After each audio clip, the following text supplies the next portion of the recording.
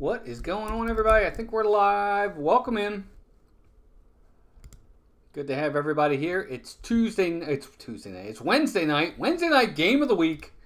We are back better than ever. Hope everybody's having a good Wednesday start. Orioles are back in action tonight. And got a tough one tonight. The Orioles, of course, facing the Atlanta Braves. Coming off the big win yesterday, 4-0, another shutout. And Orioles have won 5 in a row now. They had a first 4-game sweep at the Trop at Tropicana Field over the weekend. First time in team history. I was actually at the game Sunday when they won 9-2. Big game there. Hey, Jeannie, welcome in. Jeannie52573. Good to have you here. So that was a big night. Be sure to vote, folks, if you're watching the replay. Thanks for watching the replay. If you're coming in, appreciate you coming in. Be sure to vote. Who do you think is going to win the game tonight? Is it going to be the Orioles or the Braves? We're going to talk lineups, pitching matchups in just a second here. But again, for the Orioles coming into this series, they've won now 5 in a row. And they're off to a really good start for June. I always, I've been saying all season long that I thought June was going to be kind of the make or break month for the Orioles to really be able to show where they were and what they are as a team. Because I thought early on in the schedule they had some easier teams for sure. But I thought June was going to be tough because they had to face Tampa, Toronto, Atlanta, New York Yankees, Philadelphia Phillies, Texas Rangers, teams that are in first for sure. So they're off to a good start here. Of course, the Orioles right now are 2.5 games behind the Yankees in the American League East at 44-24, and the Braves are 10 back. Yeah, I'm not kidding you. 10 back, and they're in second place, but they're 10 back of the Philadelphia Phillies, and they are now 35-29. So them losing Ronald Acuna Jr. has been a big hit for them for sure. So it's a nice pitching matchups for the Orioles. It's going to be Cade Povich going to have his second start of the season. His last outing wasn't that good. I think he went 5 innings, gave up 6 runs, 6 earned, 2 strikeouts, 4 walks. First major league start. It was his major league debut. He'll be fine. But hopefully tonight he'll be able to pitch a little bit better. He's 0-1 with a 10.13 ERA.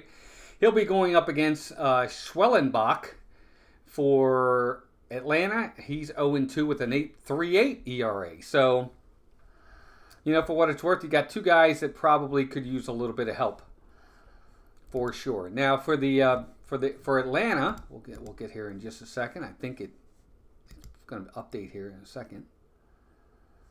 So let's go over the lineups for tonight. For Atlanta, leading off is going to be Harris, Albies, Ozuna, Olsen, Riley, Duvall, Murphy, Anderson, and Arcia.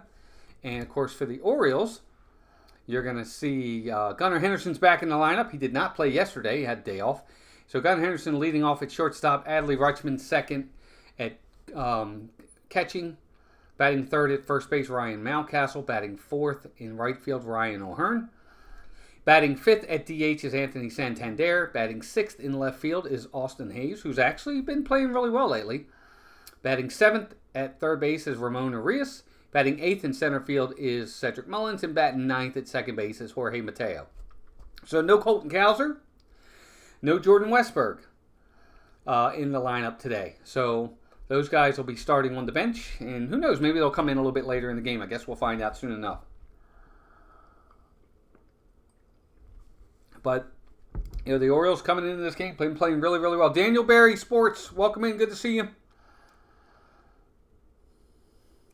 I did see where they traded with Toronto for Kevin Biggio. I think that they, if I'm not mistaken, I think Biggio was DFA'd, was designated for assignment by Toronto. And then from there, once you DFA someone, you can either try to pass him through waivers or trade him or just outright release him. So they traded him to the Dodgers. We'll see what that does for them. Maybe he can rejuvenate his career out there. I don't know, but I guess we'll find out soon enough. But he wasn't doing much of anything for Toronto, so maybe he'll do something out there in L.A. We shall see. But good to have all of you here. Our 2 goals are up there. Over here, we're trying to get the 630 subs. That's only 4. for tonight, and of course 35 likes. We blew it out of the water last week with the game. We were looking for 35 likes. I think we ended up with like 44 likes, so that was great. Thank you, everybody, for that. And we'll see how tonight's game goes. It's hard to continue to win like this when you're playing these really hard teams, but we'll see. Excuse me. I like where, when I look at the Orioles lineup, I'm starting to look at some of these averages. It's really nice to see some of our big-time hitters starting to hit a little bit better for average. And because average still means something to me. I'm sorry, it just does. Seth Messersmith, Orioles, Ravens, Sooners fan. Go Orioles, I hate Yankees. Well, me too. But it's nice to see, like Gunnar Henderson. I think he batted .258 last year for the season. He's at .274 right now. He's having a really nice season. .274, 21 home runs, and some, I think he's second on the team in RBIs. He's got a .974 OPS on the season. Adley Rutschman's batting .301, .822 OPS on the season. Even Mountcastle's at .276 with an .812 OPS. O'Hearn's at .287 with an .833 OPS. The drop off is considered after that because you got Santander at .224 with a .774 OPS, Hayes at a .234 with a .653 OPS, Urias with a .230 batting average and a .666 OPS, Mullins at a .174 with a .532 OPS, and Mateo .248 with a .765 OPS. So after those first four guys, it really kind of drops off the table almost. But hopefully, some of those guys at the bottom of the lineup, and that's not even including what Westberg's done this year, can pick it up a little bit as well. But Seth, welcome in. If you're new here, Seth, and you're enjoying it, and you like Orioles baseball and then baseball topics in general, we hope you subscribe.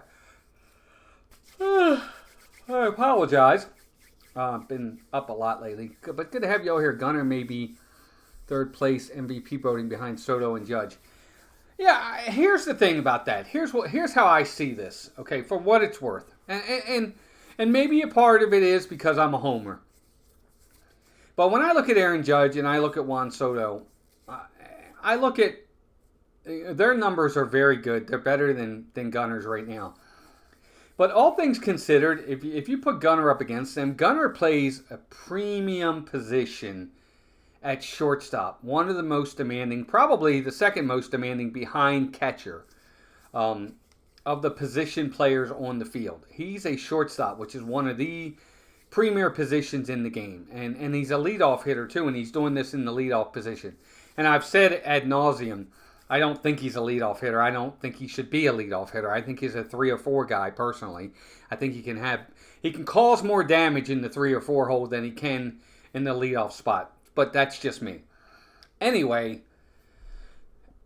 if all things are equal in numbers, you have to look at the position that Gunnar plays. And you have to take that into account. Both Judge and Soto are outfielders. It's a different game out there. It's a different position. I don't know. I just think that has to be taken into account. But what helps Soto and what helps Judge is they play for New York. And that's always going to be a thing. That it's better to go eat than have one of your colleagues egg you into doing something. But anyway, so they still at the pregame show. And again, maybe that's me. Part of that is probably because I'm being a homer. But I do think that Gunnar Henderson should garner first place votes if he continues to do what he's doing. Seth says Soto is great and Judge is very good. I think Juan Soto is a very good player. I think he's very good. But here's what I'll say, Seth, for what it's worth. You ever wonder why such a great player can't stay on a team? Why has he been traded 3 times? If he's so great, why has he been traded 3 times? Because he's not somebody that ultimately, in my opinion, there's something to that. He's not the kind of player you build your team around. He's great talent-wise, but what kind of person is he? And I think that's part of it. For some of these teams. Maybe they look at it and they say, where's the baggage on this? Is the baggage worth it for the talent that he is? And for some teams, obviously the answer is no. Because that's why they traded him. Victor, welcome in, buddy. Good to see you. Melissa is feeling better. Not 100%, but she's better. John Messina, welcome in. But good to have you all here. Be sure to hit the like button. Again, we're trying to get to 35 likes, and if you are new here, consider subscribing to the channel. Good to have you here. So, all I'm saying is when you look at Juan Soto, there's got to be things you have to look at more than just the talent. What kind of person is he in the clubhouse, and what is he going to bring to the table off the field? And I think for some teams, it's not enough.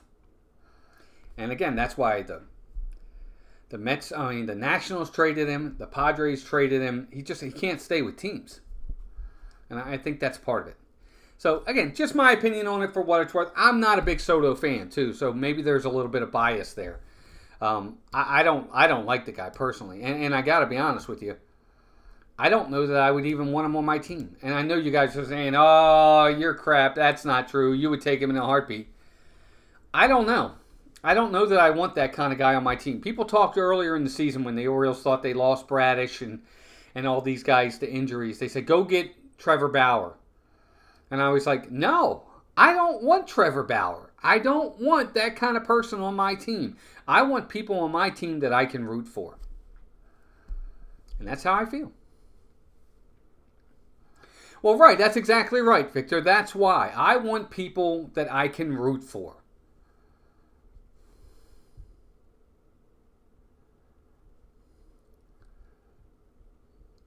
The Orioles have a Roku game this year, and it feels different. What do you mean by a Roku game? They're on Roku? I didn't know. When is that? All right, so it looks like the Orioles are about to do the national anthem. So they'll do that, and then hopefully right after that we'll have first pitch. While the Orioles are doing national anthem, we'll take a look and see if we can get some scores of teams and games that might be going on right now. Let's see. So in the top of the 8th inning, looks like the Athletics have a 3-2 lead over the Padres. Everybody else is about to start. Earlier today, we had the Twins with a 17-9 win over the Rockies. So there were 26 runs scored, 36 hits in that game. Brewers beat the Jays 5-4, and the Giants beat the Astros 5-3. I got to wonder about the Astros at this point. We're heading into the middle of June now, and they're 31-38. They're 7 games below 500. That's an interesting take on them. Same thing with the Blue Jays. I think at some point we got to start thinking about them. They're 33-35, and they're like 14 games behind the Yankees for first place in the division. The Yankees and the Orioles have made it basically a 2-team race. What are the Blue Jays going to do? Are they going to start selling off pieces? Vlad Guerrero, Bo Bichette, some of these other guys? I wonder. Roku was showing baseball. Is it? I didn't know Roku was showing games. Okay, I have the MLB TV because I live in Florida. So I have to watch the games on MLB TV. And when they play like the Rays or they play the Marlins, I have to get it on Bally Sports. So, anyway. Jeff Molnar, welcome in. Keep Mayo, Kerstad, and Norby. This is it for Arias. Elias will make the right moves. He always does. Well, I agree. I think there's, Jeff, I think you have valid points there. I think that Anthony Santander is not back with the Orioles. Unless he takes a significant lesser deal, I think other teams will pay him, and the Orioles are not going to match that. So I think this is the end for Anthony Santander. I think this is the end for Ramon Arias. I agree.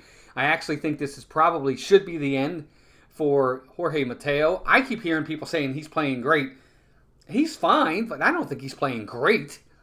And we've got other options at second base that long-term are going to be the answer.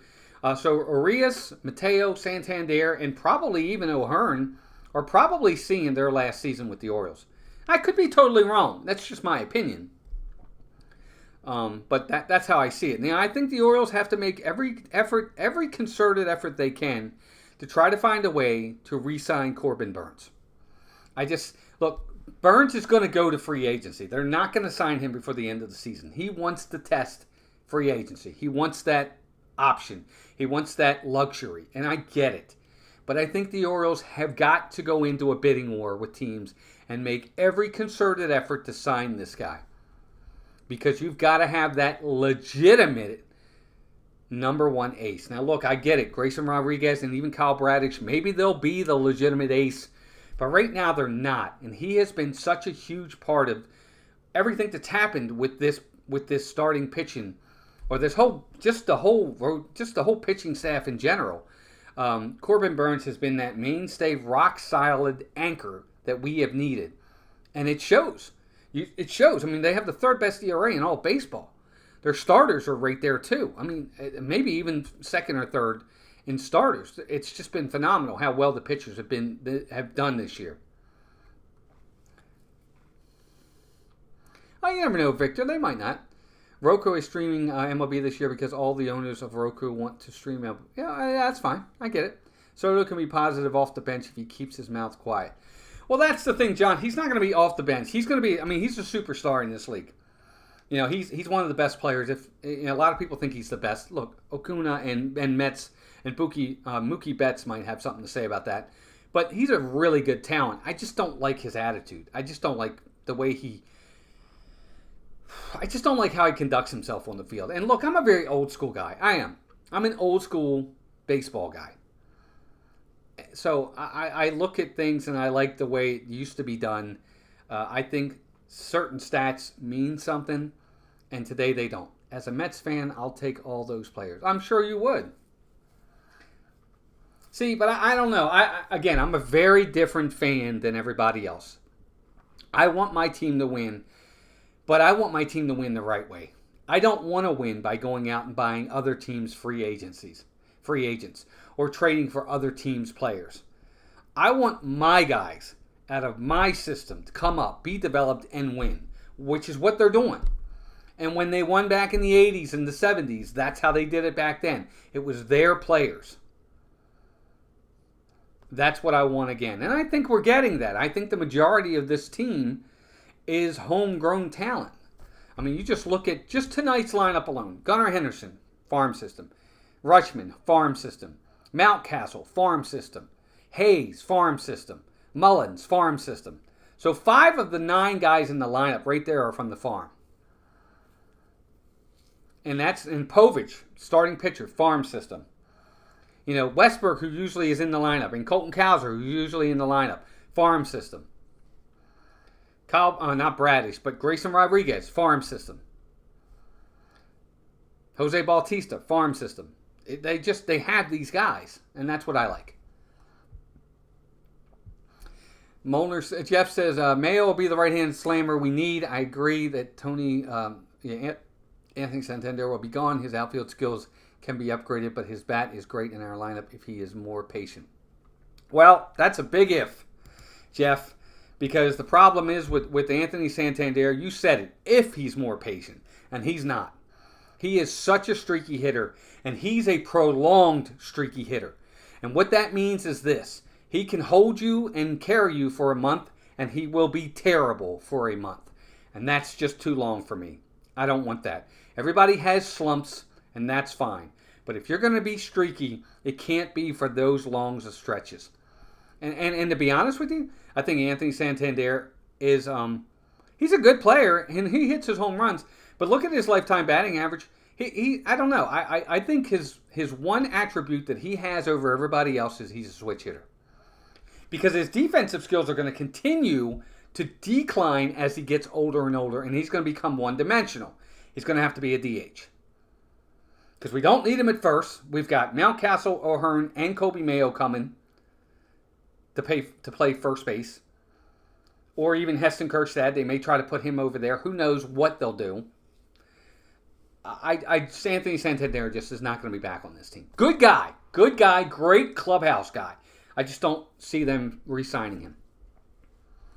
Why am Mountcastle in the lineup? Because he is good. Yeah, Seth, he's very good.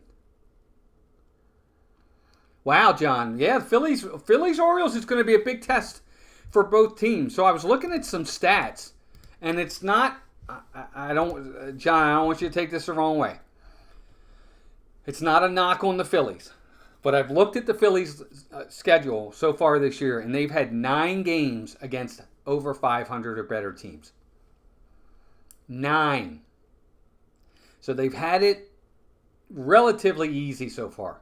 The Orioles have had 25 against over 500 teams. So this weekend is going to be a big test for both of these teams. For what it's worth. It's a small world. Hey, Roger Hubbard, what's up, buddy? Good to see you. It is a small world after all. Good to have you here. Again, guys, we're 4 subs away from 630. That's our goal tonight.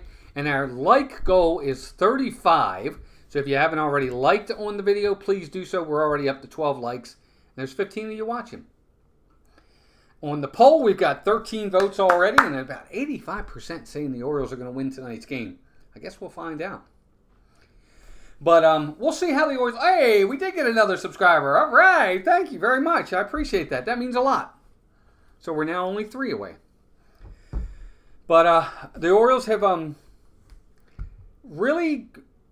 I don't want to say surprised me, but I've been pleasantly happy with their June start so far. They've done really well so far in June.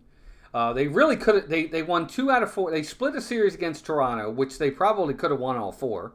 Of course, they beat all. They swept Tampa Bay in Tampa, and of course they've won the first game. All right, so Povich is ready. This is the first pitch of the game. Here we go. Swing on the first pitch.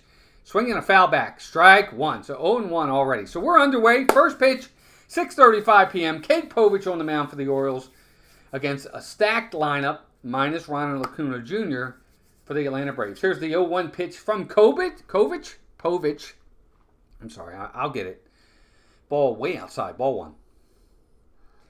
So Seth says, Phillies are very good and the lineup is hot lately. Yes, they are very good. They're very good. The best record in baseball. Here's the 1-1 pitch to Harris. Oh, a little bit low. It looked like a strike to me, but that's ball 2, 2-1. The one thing about Cade Povich that they've been trying to get him to work on is his walks. He's got to limit his walks. Walks got him in trouble in the Toronto game. Here's the 2-1 pitch. Swing and a ground ball. First base, fair ball. Mountcastle's got it. He steps on the bag, and that is the first out. So Jeff says Basayo has done everything for a call up to AAA. Can't wait to see him as a backup catcher to Adley, first base or DH. Yeah. You know what? We'll see what happens with Basayo. If the Orioles, I don't know what they'll do with him. I hate to say it. With Adley being where he is, they might, I don't know, they could package him. Sony, welcome in. So here's Albies. First pitch to him. Curveball low, ball 1. So Albies is up to the plate. He's batting .259 on the season. Ozzie Albies, 4 home runs, 30 RBIs. 0 for 5 so far in the series. Here's the 1-0 pitch. Curveball. Strike. Right there. 1-1. But again, we'll see what the Orioles do. I don't know what they're going to do. We'll see.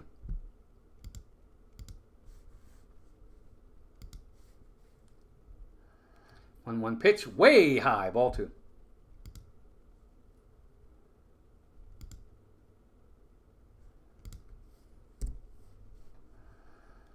Trying to get something in here real fast.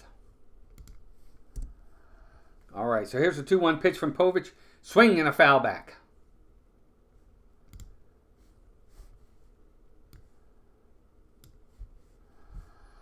Anyway, Sony, good to see you. Welcome in, everybody. Good to have everybody here. 3 subscribers away. So we got a 2-2 count on Ozzie Albies.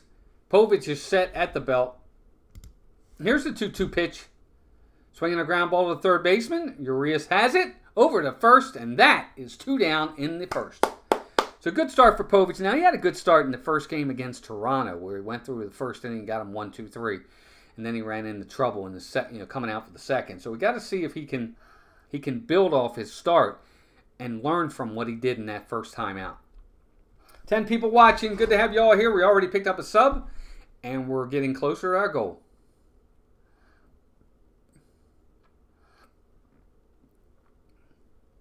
Here's Ozuna. First pitch to him. Up high. High and away. Ball 1.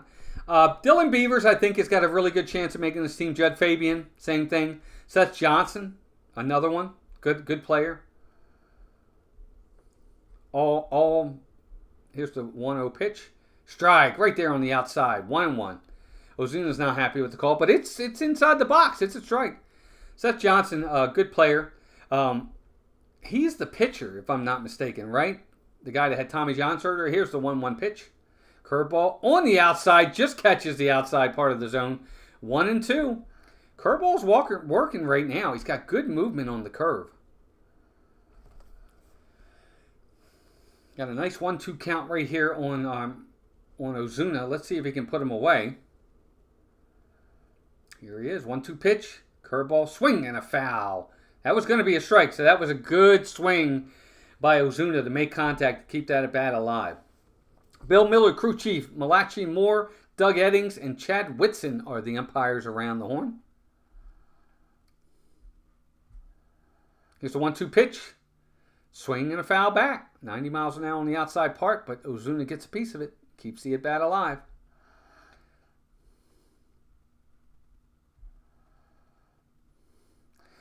The lineup's a whole different lineup without Acuna in it. He just, he is such a big threat in so many ways. 1-2 pitch. Swing on a curveball and a miss in the dirt. They tagged him, and that's the inning, folks. 1-2-3 inning for Cade Povich in his first start at Oriole Park. We're going to head to the bottom of the first inning. No score. Nice. Good start. Love to see it. But, Dylan Beavers, Judd Fabian, Etzel, I think you mean Etzel, and Seth Johnson. Yet all part, again, some of those guys, I'll be honest with you, at the trade deadline, some of those names might be packaged in a deal.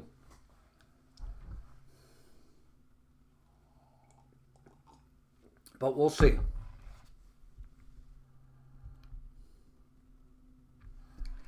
Yeah, again, Jeff, the thing about some of these guys is where you're going to put them.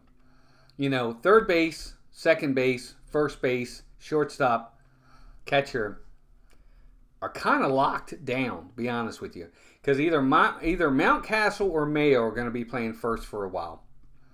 Second base is probably going to be Jackson Holiday. Shortstop's going to be Gunnar. Third base is going to be Jordan Westberg. Cowser is going to be in the outfield somewhere. Heston Kjerstad's going to be somewhere in the outfield or DH. And it's going to be difficult to make this team for some of these guys. But we'll see. We'll see what happens.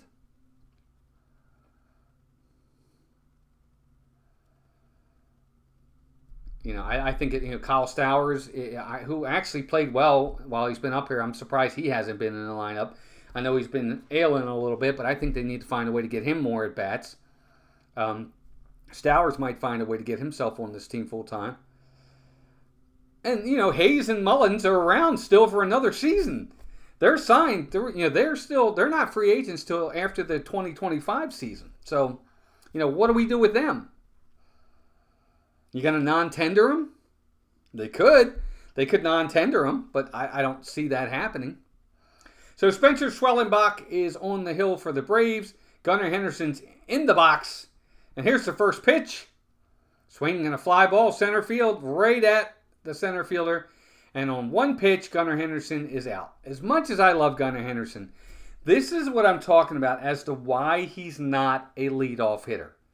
Look, again, I'm old school. But the prototypical leadoff hitter takes pitches, tries to get on base, and makes something happen.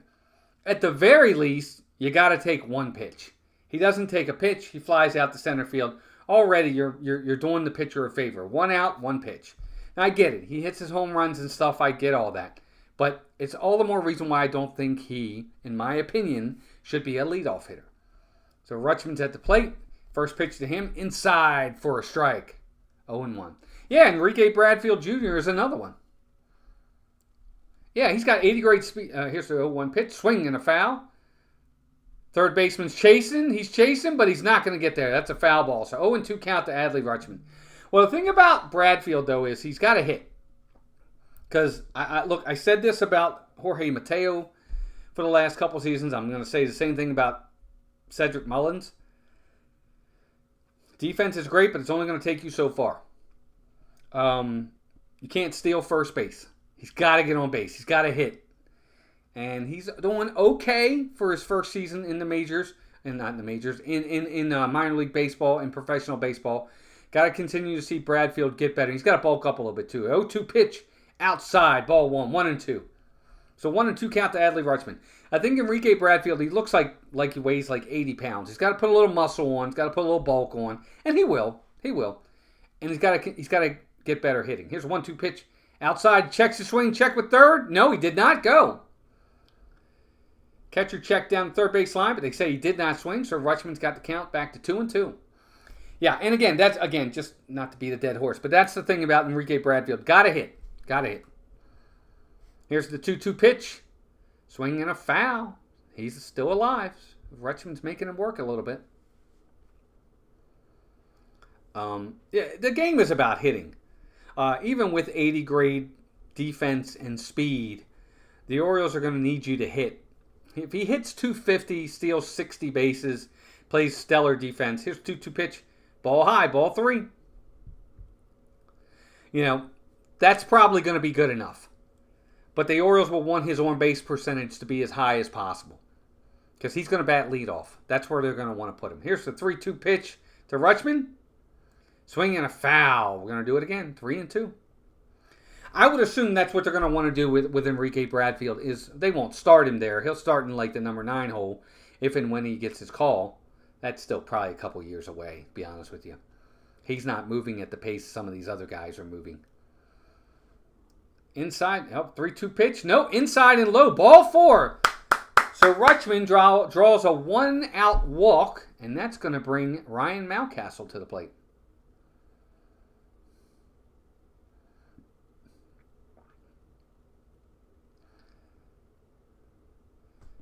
Mountcastle on the season is batting .276. He's got 11 home runs, 32 RBIs, 811 OPS. He's having a good season. Here's the first pitch. Swing and a line drive to the third baseman, caught by the third baseman. He hit it hard, but he hit it right to him. Third baseman makes a nice catch. Again, swings on the first pitch. He hit it hard, but he hit it right to the third baseman, Austin Riley, who made a nice play, and that's 2 outs in the inning, and that'll bring up Ryan O'Hearn.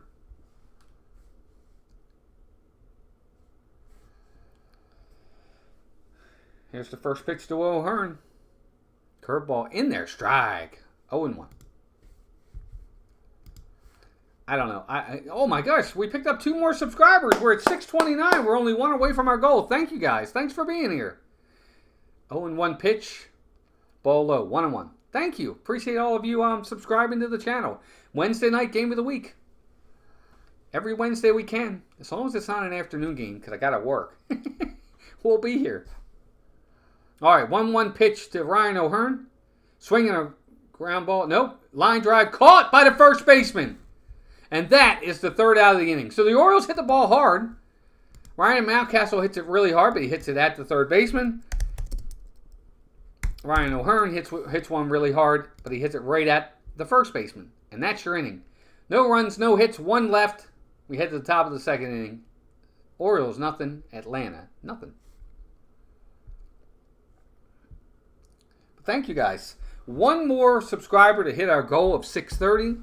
And we got 16 likes. Our goal was 35.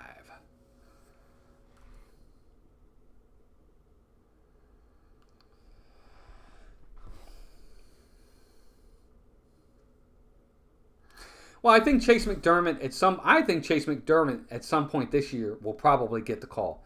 I think Johnson, is it Daniel Johnson, if I'm not mistaken? He was the big piece in the one trade they got. They knew he needed Tommy John surgery when they traded for him, but they understood the upside behind him. So I think Daniel Johnson ultimately is going to be a big piece as well. But if I had to say who do I think's coming up first, I think it'll be Chase McDermott. I think he'll get the call. Now that Cade Povich is here, I think McDermott will be the next guy to get a call. God forbid if the Orioles have any more starting injuries, he'll probably be the guy that gets the call.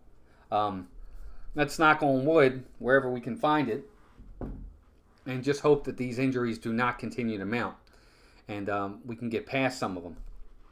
Hopefully Dean Kramer comes back soon. I think he was eligible to come off the IL, but hasn't.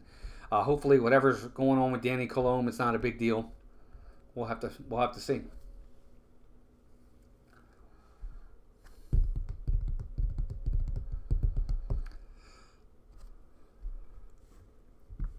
Oh, excuse me. Sorry, it's been a long night. Long couple days.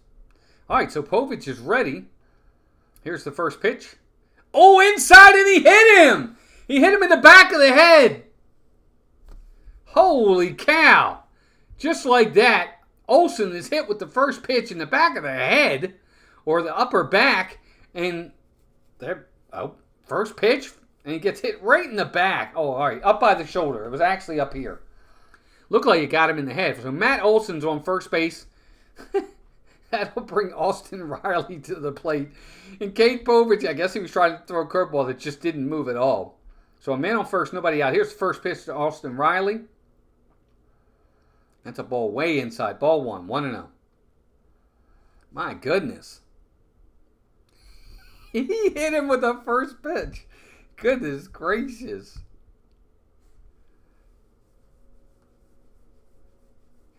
Austin said, here's 1-0 pitch. Ball two, upstairs. And this is what I think I want to see, where I'm hoping that Cade Povich has learned from his last start. Slow down. Follow through on your pitches. Don't let your body get ahead of your arm. Here's the 2-0 pitch. Swing and a fly ball. Deep left field. No. Austin Hayes is... Oh, foul ball. I'm sorry. Austin Hayes was on his horse. He was running, but that ball just went foul. Man, off the bat, it looked like Austin Riley really got a good piece of it. But it's foul. Wasn't even close to a home run. So 2-1 count. That should be an information pitch right there if I'm Cade Povich. He was supposed to get that ball in. He didn't get it in enough. And lucky for him, Austin Riley pulled it. So 2-1 pitch coming now. Here's the pitch. Curveball that just does not move. Ball 3-1. This is what worries me about a new pitcher in the league. Now, you know, Povich is a lefty, but he's got to be able to get these 3-1 counts and make big pitches, get big outs. Throw over to first. Matt Olson's back. Because his walks will kill you. They really will. They're going to kill him if he walks batters. So Austin Riley is set. Povich pitches. Swing and a pop-up. Fly ball. Shallow center field. Looks as if Cedric Mullins is there. He is. And that's going to be the first out of the inning. So that was a big pitch for Povich there. A 3-1 count. He got Austin Riley to fly out to center field. So that was a big pitch for him. That's going to bring Duvall to the plate. Adam Duvall. If I'm not mistaken, I think Duvall last year was with the Red Sox for a while. Povich sets first pitch. Outside corner. Strike. 0-1. Duvall in the season batting 174. 6 home runs, 17 RBIs. Not having a good start to his season. Not even a start at this point. We're into June. Povich is set. 0-1 pitch. Swing and a pop-up. Right at the plate. Here comes third baseman. Catcher. Yep. Caught by Adley Rutschman. Just in foul ground down the third base line. That's the second out of the inning. Another big pitch by Cade Povich. Nice. Got him to pop up. So 2 outs in the inning. That's going to bring Murphy to the plate. The catcher. I think it's Daniel Murphy, isn't it? Maybe I'm wrong on that. I don't know my National League as well as I know my American League. His first pitch to Murphy. Curveball low and inside, ball 1. Sean Murphy, I apologize. Batting 132 on the season. My goodness. Povich's 1-0 pitch. Fastball low, corner, strike. 1-1.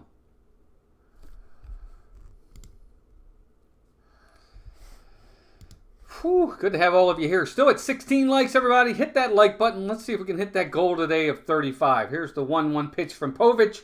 Curveball, swing and a miss. That's strike 2. 1-2.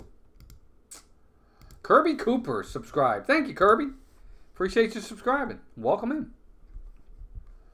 So Povich is ahead in the count on Sean Murphy. He's got him 1-2. And here's the 1-2 pitch. Swing and a foul straight back. That would have been ball 2. So he helped him out a little bit there. We're going to do it again. 1-2 count.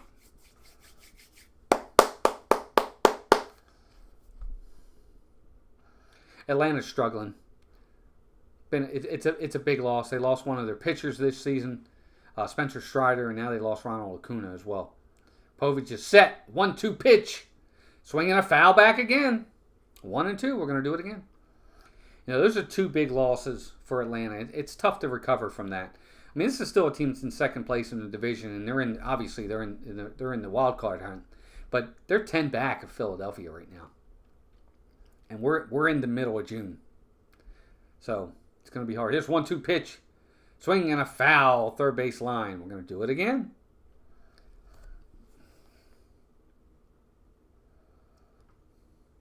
It's one of the things that I think pitchers today have got to learn to be able to do is when you get ahead in these counts, to be able to put hitters away early.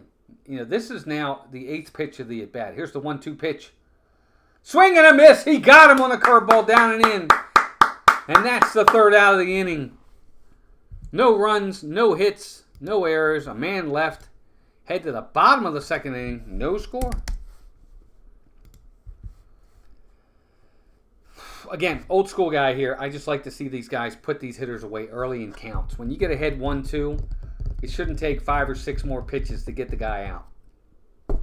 But it seems like a lot of times, and again, I don't watch a lot of other teams, but at least a lot of times with the Orioles, it takes a while to get that third strike or that out on a guy.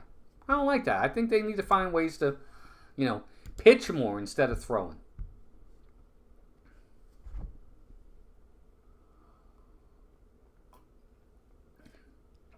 The Orioles continue to win and the Yankees continue to win, next week's series in New York is going to be a biggie. I really believe that. The Orioles go to New York. They have Tuesday, Wednesday, Thursday this week against Atlanta. Friday, Saturday, Sunday, they play Philadelphia in Baltimore.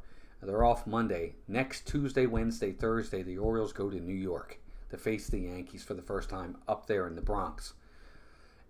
If this weekend holds, both teams hold serve over the weekend, we're going to go into next Tuesday night, Tuesday, Wednesday, Thursday, for a huge, huge series with the Orioles and the Yankees. And I know you're going to say, well, it's June, but it's going to be a big one.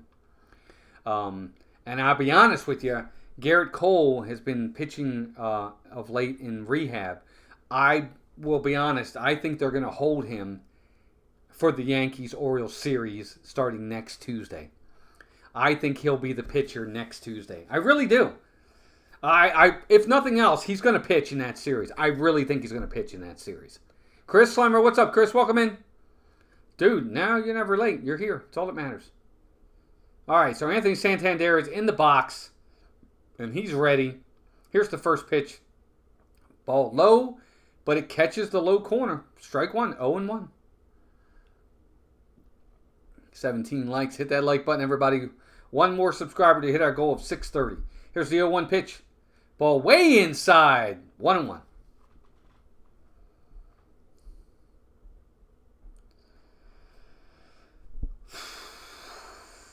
Santander on the season 224 batting average. One of the lowest of his career. He's really been all or nothing guy. Like home run or nothing. Here's the 1-1 pitch. Checks his swing inside. Ball 2-1. I like to see guys, you don't have to hit home runs all the time. So Gunnar Henderson leads teams with 21 home runs. Santander's next. Here's a 2-1 pitch. Swinging a foul. Catcher's going to give it a look. Out of play. 2-2. So Gunnar's got 21 home runs, followed by Anthony Santander with 14. And I think Adley's got 13.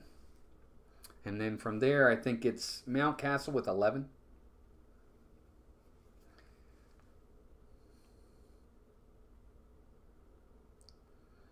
Hey, Laura, welcome in. Good to see you. Here's the 2-2 pitch. Swing and a miss. He got him. Strike 3. Pitch low and outside, but close enough to swing, and Santander is down. Yes, Laura, I think he actually will learn from guys like Grayson Rodriguez, but more from a guy like a Corbin Burns. Burns is the consummate professional, and I think if you're going to learn from anybody, learn from him. So that'll bring Austin Hayes to the plate. Hayes has been hitting better of lately. Here's first pitch to Hayes right there. Strike one. 0-1. He takes the pitch. Batting .234 in the season. Still not great. But of lately, he's been doing really well. Went 3 for 4 last night. Had 3 hits and an RBI. Here's the 0-1 pitch. Swing and a foul back. 0-2. I'm really hoping that Austin Hayes gets it going. I want Cedric Mullins to get it going. I really do. I want Anthony Santander to get it going. But our outfield production's been so minimal this year. Hayes is set. Here's the 0-2 pitch. Up high. Ball 1. 1-1. 1-2. Excuse me. 1-2. The Orioles need their outfield production to get better, to perform. Or here's the 1-2 pitch. Swing and a foul. They really do. They're going to need it. Because when you start getting into August, September, and then playoff time, teams are going to find ways to pitch around Adley and Gunnar and Westberg and those guys and get down to the bottom of the lineup. The matchups are going to be in as best they can in the pitcher's favor. Here's the 1-2 pitch. Swing and a pop up to the right fielder. Looks as if the right fielder is there. He is, and that is your second out of the inning. It's just, when you have matchups of an Orioles team that has a plethora of left-handed hitters, when playoff time comes around, teams are going to stack their pitching staffs as best they can to have lefties. It's just that's how it works. So the Orioles have to have righties that are producing. Gloria Thibodeau, welcome in. So that brings Ramon Arias to the plate, and he's batting .230 on the season. Laura, I don't know. I really like the guys we have in our minor league system. Here's the 0-1 pitch. Swinging a ground ball off the pitcher. Second baseman's got it. Throw to first. He got him. Nice play. That's going to be the inning. The ball was off Schwellenbeck's foot. Went into center field, but Albies gets there. Backhands it, sets, jump throw to first. And he actually got Arias by a lot. And that's your inning. No runs, no hits, no errors. Top of the third coming up. No score. Nice play by the second baseman. That was a nice play. Laura, I think the Orioles have enough outfielders in their minor league system to give those guys a shot. I think that with the exit of Anthony Santander, which I'm expecting, obviously that hasn't happened yet. You never know. They could re-sign him. But with the expectation that Anthony Santander does not come back next year, you've got Colton Cowser, who could easily just go over there. You have Heston Kjerstad, who could play out there. You've got Daniel Johnson in the minor leagues that could play, or Seth Johnson. You've got Judd Fabian, who possibly could do it. You've got Kyle Stowers. You've got Connor Norby, who can play the corner outfield. You've got other options. So no, I don't know that the Orioles will go that route. We will see.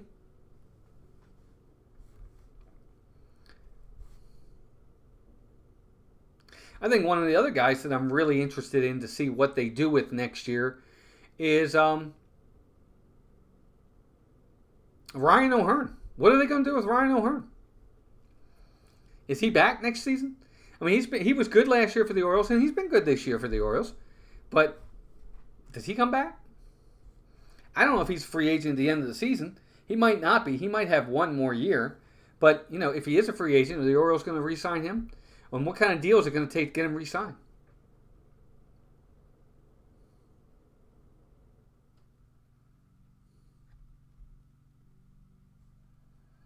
The Orioles are in June, they're second, and first. They're second in the ERA in June so far. So Povich is set. Here's the first pitch to the hitter. Outside corner, strike right there. So Brian Anderson's coming to the plate, batting .251 on the season. No, that's for his career. I apologize. Povich, 0-1 pitch. Outside. He checks his swing. The first baseman umpire says, yep, he checked it. 1-1. Good to have everybody here. Thank you for being here, Gloria. Jason Thibodeau. Jason, good to see you as well, buddy. Be sure to hit that like button, folks. Good to have you here. So 1-1 count. Here's the 1-1 pitch. Curveball. Nice sweeping curve. And it drops right in there. Strike 2, 1-2. Curveball, when he's got it working, the curveball's really moving today. So 1-2 count to Brian Anderson. Povich is set. Here's the 1-2 pitch. Checks his swing. And that's, nope, he did not go. 2-2. Up to 20 likes. That's awesome. Our goal was 35 and 1 subscriber away from 630. That's amazing. Here's the 2-2 pitch. Curveball. Got him! On the outside corner. He did not expect that ball to curve back. But it does. And that's a look, called strike 3 looking. And that's the first out of the inning. Wow, his backdoor curveball is really catching the outside corner. And it does. It catches the corner. That's a strike.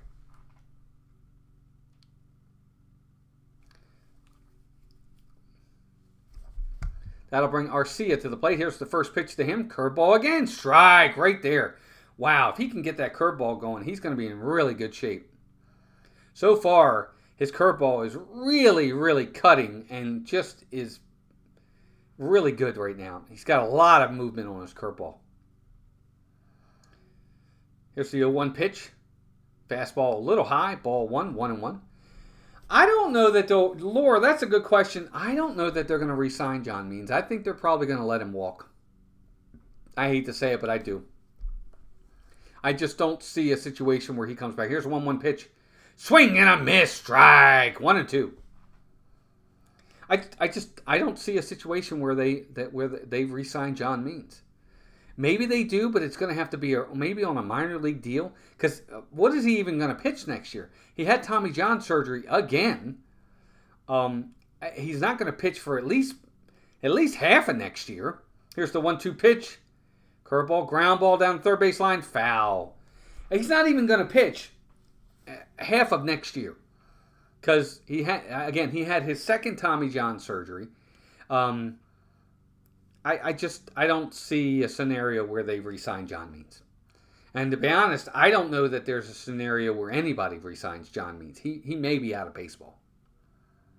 Here's the 1-2 pitch. Swinging a ground ball up the middle. Second baseman Mateo over to first. He backhands it, throws him out at first base. That is the second out of the inning.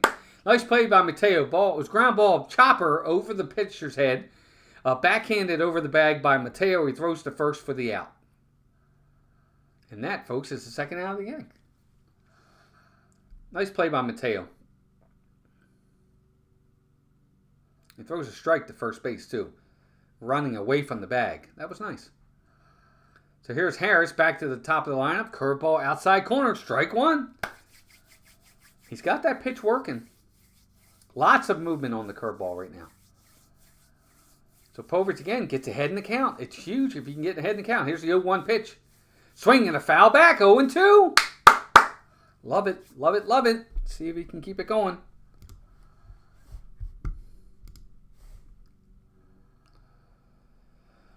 $20 likes, gang. 15 likes away from our goal. Hit that like button. Good to have you here.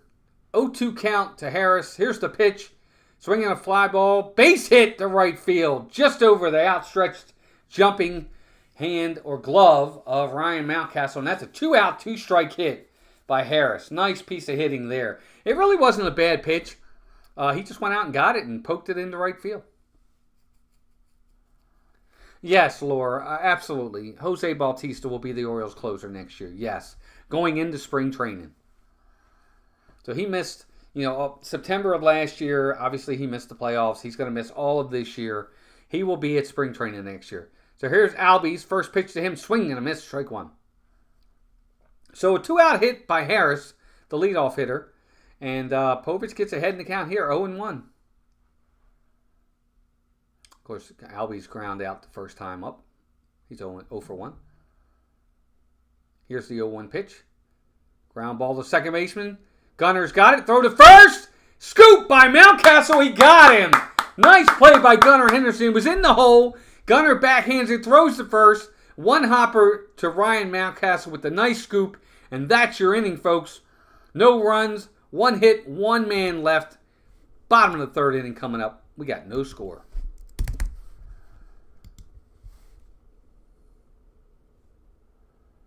Nice play by Gunnar. He's got such a strong arm.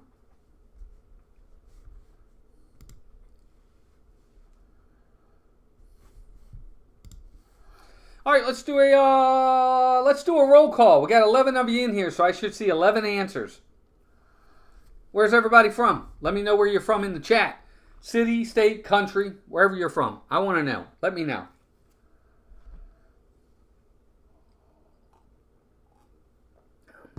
Yep, whatever you want. City, state, country. You can do all three if you want. Up to you. But I want to hear from you.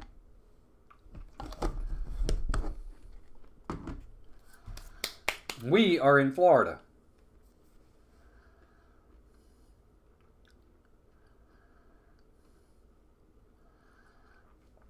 Is that Louisiana, Gloria, or is that LA?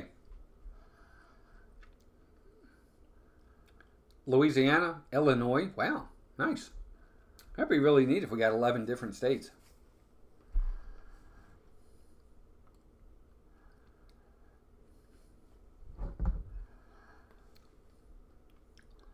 Louisiana swamp.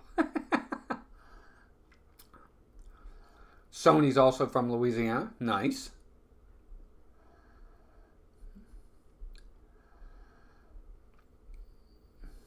That was a nice play, Chris. I agree. Good to have all of you in here. Thanks, gang, very much. And a lot of you are followers of me over on our YouTube channel for our Disney channel as well. As you guys can see behind me, I'm a big Disney fan. My wife and I are big Disney fans. We actually have a Disney channel as well called Mouse Talk. We have almost 18,000 subscribers over there. But I appreciate y'all being here. So Mullins is in the batter's box. They are set. First pitch to him. He takes it for a strike. 0-1 to Cedric Mullins. Here's the 0-1 pitch. Inside line drive. Base hit down the right field line. That's in the corner. Mullins is turning first. He's heading for second. Here's the throw. He slides. He's safe. Now leadoff double for Cedric Mullins. Good for him. He really needs to get himself going. Ball on the inside corner. He just turns on it and just shoots it into the right field corner for a leadoff double. And just like that, the Orioles got a man in scoring position. Thank you, Sony.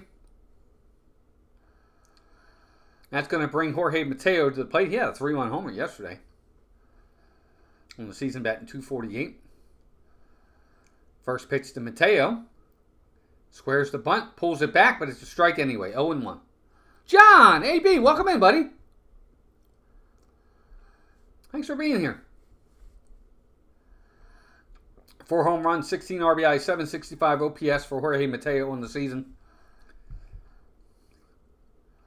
He's behind in the count here, 0-1. Here's the 0-1 pitch. Inside, ball one, 1-1. Almost hit him. It was up by the hands.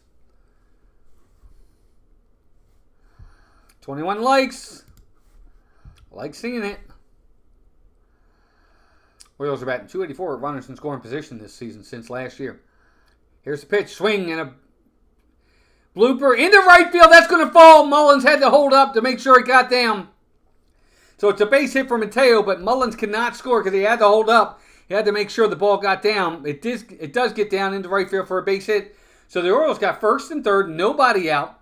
It was a jam shot on the inside corner, but Mateo was able to fight it off and just kind of bloops it into right field for a base hit. But again, Mullins had to wait because he just wasn't sure it was going to fall. So first and third there. That's going to get us back to the top of the lineup for Gunnar Henderson. These are the type of situations where I want to see Gunnar. So here's the first pitch to Gunnar. Ball outside. Mateo goes. And he is safe. Stolen base for Jorge Mateo. First pitch he goes. And just like that, the Orioles have runners in second and third. He got a really good jump. The throw to second. He was already almost standing up before the ball even got to second. So second and third now for the Orioles with nobody out. And a 1-0 count to Gunnar Henderson. Here's the 1-0 pitch. Swing and a miss. Nice. It looked like a changeup. He was way out in front of that ball. 1-1. So this is where, for this guy, Schwellenbach, who's, again, a young pitcher, where he gets into these situations. You see how he handles it. Here's 1-1 pitch. Swing and a miss. Strike 2. Gunnar's trying to do too much here. So even though it's second and third, he's got a 1-2 count on Gunnar Henderson. Gunnar steps out, takes time to kind of regroup. I know Mark Langenkamp's going to be at one of these games. I don't know if it was yesterday or today or tomorrow, but he's going to be at one of them. So he's set. Here's the 1-2 pitch to Gunnar Henderson with 2 men on. Ball in the dirt. Taken for ball 2. 2-2. So that's a good take by Gunnar because that was the same pitch that he just swung at for 1-2. He takes it on 2-2. So we got an even count 2-2. Here's the 2-2 pitch. Swing and a foul straight back. We're going to do it again. 2-2.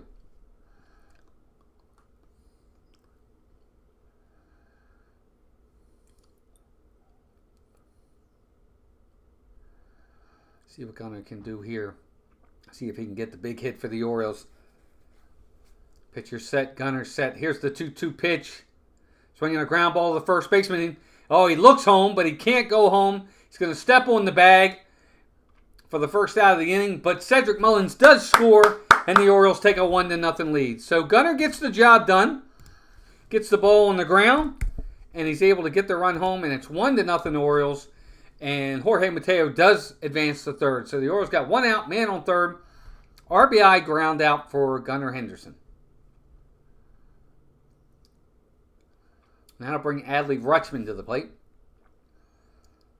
Rutsch has walked his first time up. And of course he was stranded. And just like that, the Atlanta Braves are playing the infield in. So they're trying to cut off this run. Rutschman said, here's the pitch. Swinging a foul back. 0-1. Yeah, I mean, it's an RBI either way for Gunnar, and that's what you want. You want to get the run home. He did his job. Didn't get a hit, but he got the run home.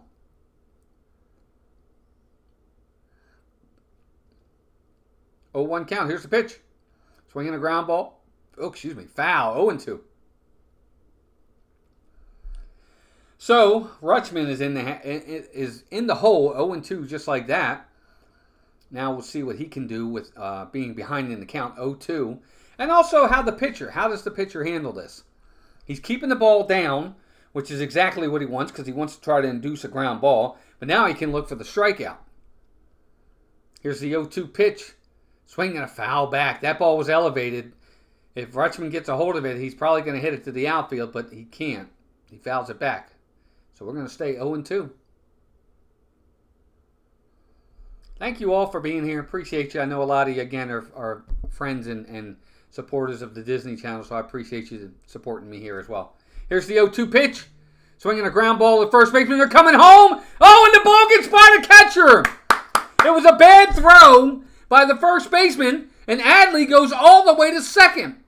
So it was a ground ball to the first baseman. He comes home with it. He short hops the catcher. It gets by the catcher. So Mateo scores.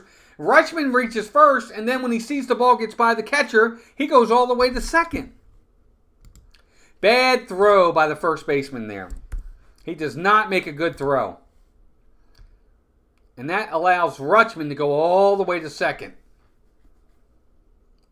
So it's a fielder's choice RBI for Rutschman. He gets to second probably on an error. Throwing error, in my opinion. So now it's 2-0 Orioles, with still only 1 out in the inning, and that brings Ryan Mountcastle to the plate. And they got another man in scoring position.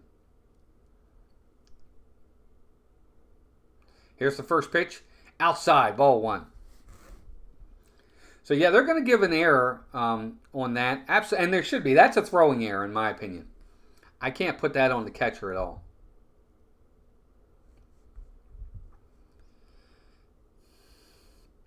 1-0 pitch, ball low, outside, ball 2. Well, Chris, I think part of it was, the whole point of it was this. They were playing in to get the out at the plate. If he makes a good throw, he's out. Here's the 2-0 pitch, swing and a miss, 2-1. I think that was the whole point. They were coming home with the ball no matter what. They wanted to cut off the run. He's just got to make a better throw.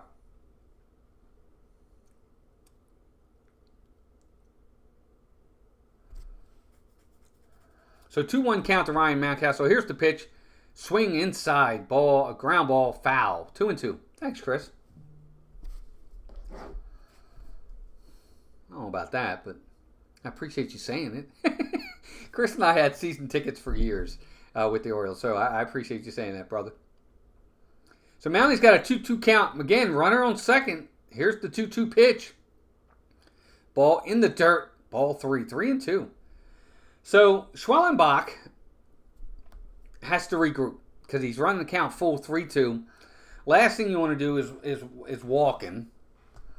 Well, probably the last thing you want to do is give up a 2-run homer, but here we go. 3-2 count. Ryan O'Hearn's on deck. Here's the 3-2 pitch. Ball 4, low, just low. Woo, that's a good take by Mounty.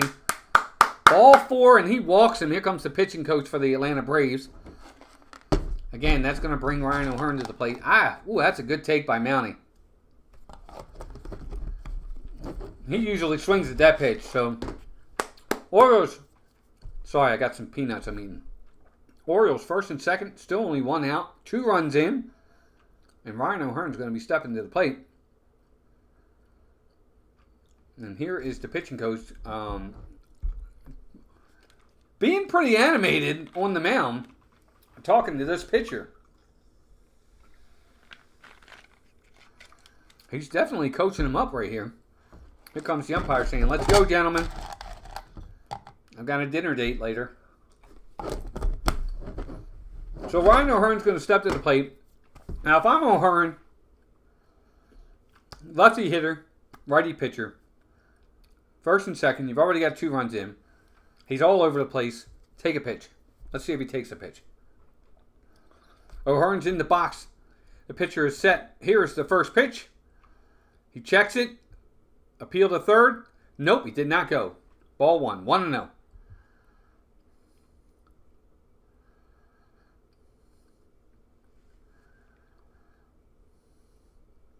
One-0 pitch. Curveball just on the outside corner. 1-1. Good pitch by Schwellenbach there. Because if he swings, he's not going to do anything with it. So 1-1 count. Here's the 1-1 pitch. Excuse me. 1-1 pitch. Swing and a foul. Oh! And it gets the catcher on the inner thigh. Oh my goodness. They're going to take a second on that. My goodness. Excuse me. Here comes the trainer for the Braves. That foul ball came right up and hit him right on the inner thigh, guys. Right near the graduation. Right near the graduated parts. Oh my goodness. Take a second, dude. I bet that didn't feel good. I've played everywhere in base. I've played every position on baseball, including pitcher. But I'll never play catcher. Nope. I'm not tough enough for catcher, man. Those guys are tough. They take a beating. And then they're still expected to produce. I couldn't do it. So 1-2 count to Ryan O'Hearn. Excuse me.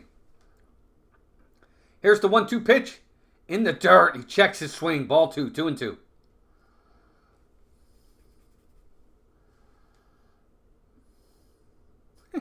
Chris. Ouch town. Excuse me. Now I can't get my throat cleared here. So 2-2 count. Here's the 2-2 pitch. Ball inside. Ball 3. 97 miles an hour on the inside corner. Ball 3.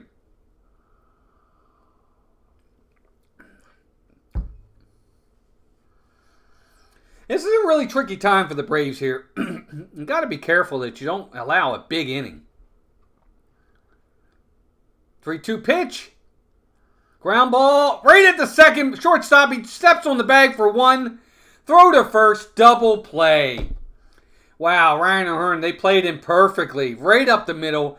The ball up the middle to the shortstop. Shortstop grabs it. Steps on the bag for 1. Throw to first for the double play. That's your inning. 2 runs in the inning. We head to the top of the 4th inning. 2-0 Birds.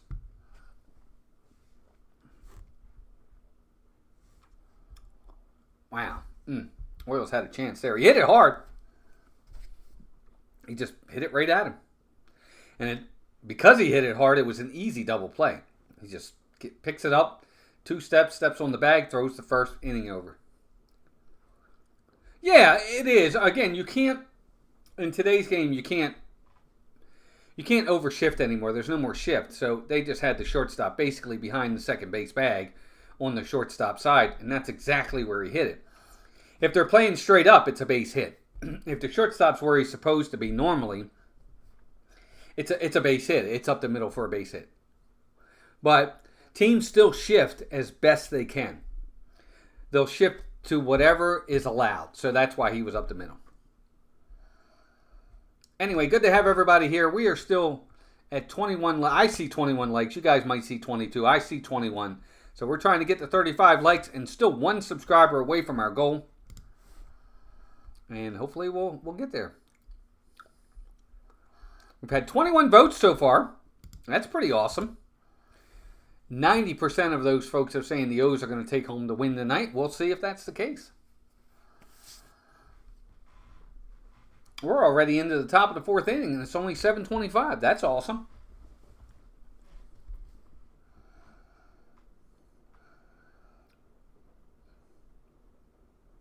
I don't know where you guys are, but down here in Florida, we've been getting, over the last 2 to 3 days, we've been getting a lot of rain. And we need it. We actually do need it.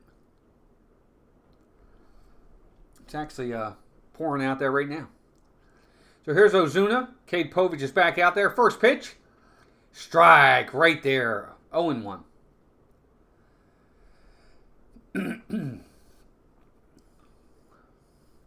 Ozuna was a strikeout victim his first time up. Povich is set. 0-1 pitch. Inside. Ball 1. 1-1.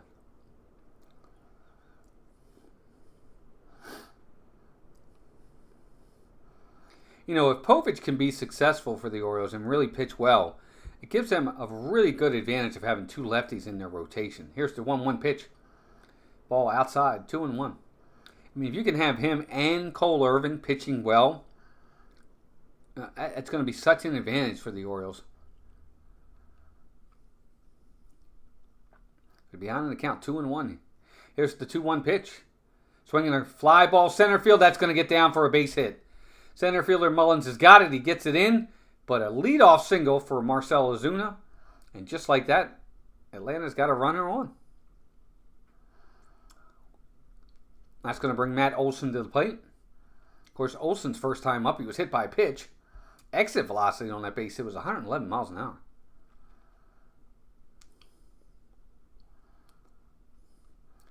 John, severe thunderstorms a couple days ago? Yeah, here too. First pitch to Matt Olson is outside, ball 1, 1-0. So again, this is where you really want to see Cade Povich bear down here and make some good pitches. Here's the 1-0 pitch. Swing and a miss, 1-1. Nice pitch there. He had him out in front.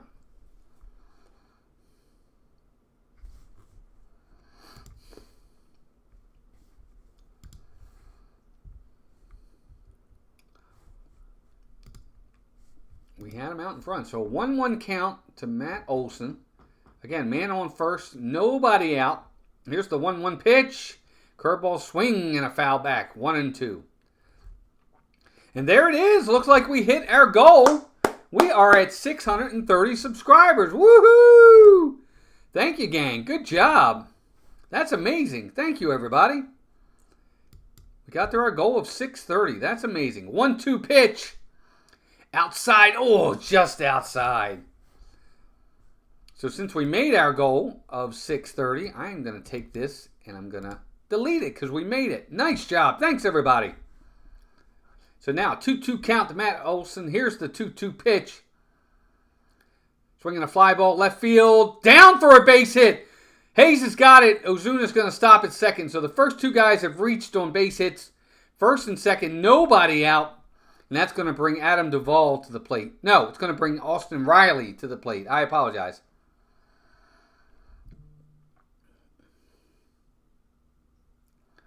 So now Povich is really going to have to start making some good pitches here.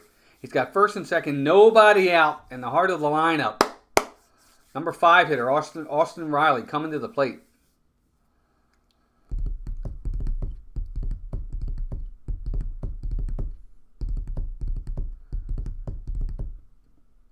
He's 0 for 1 with the fly out. Need a big out here. A nice ground ball would be nice.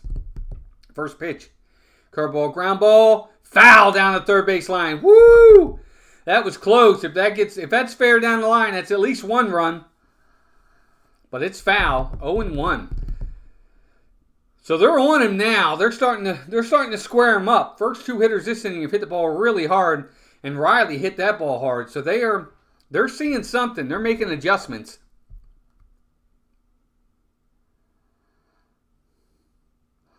Now Povich is going to have to make adjustments back. Here's the 0-1 pitch. Outside, ball 1, 1-1.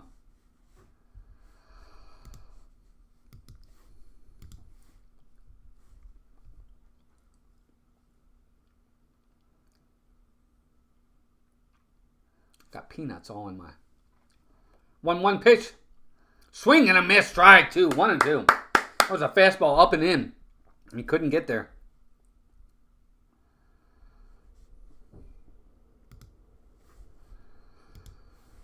Kind of a big series for Atlanta. They really need some wins. 1-2 pitch. Swing and a miss on a curveball down and in. That's strike 3. Big out for Cade Povich. Really good curveball. Sweeping curveball that just goes from 10 to 2. Or no, I guess from 11 to 5. And he can't get a bat on it and swings through it. That's the first out in the inning. And that's going to bring Adam Duvall to the plate. Povich still's got to make his pitches. Here's first pitch to Duvall. Swing and a miss. Strike 1. 0-1. That was a very hittable pitch for Adam Duvall there. 88-mile-an-hour fastball up right down the heart of the plate. He just, for some reason, he missed it. Here's the 0-1 pitch. Swing and a foul back. 0-2.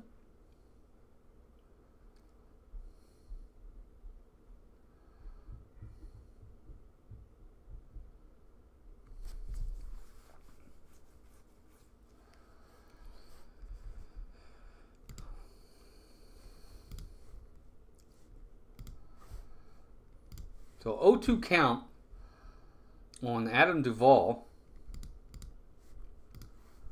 Povich sets. Here's the pitch. Swinging a ground ball to third baseman. Throw to second for 1. Back to first. Safe at first. Oh, that was really close. So they weren't able to turn the double play. Urias was a little slow on the throw to second base. The Orioles are going to check it. Is he out? Let's see. He is. Oh, that's really close. You can't challenge that. It's too close. But I think Urias, it seemed like he took too long. But that's going to leave it at first and third with 2 outs. I don't think the Orioles are gonna challenge. No, they're not. So that's going to bring Sean Murphy to the plate with 2 outs and men on first and third. So going to see who wins this battle. Can Povich get out of it, or is Sean Murphy going to get the big hit? Here's first pitch. Inside, ball 1. 1-0. Yeah, the throw to first was just a little... It was tough to call. I wouldn't challenge it. It's too close to call. I don't know that it's enough to turn it over. So, first and third. They got the ground ball, just couldn't turn it. Here's the 1-0 pitch. Outside, ball 2.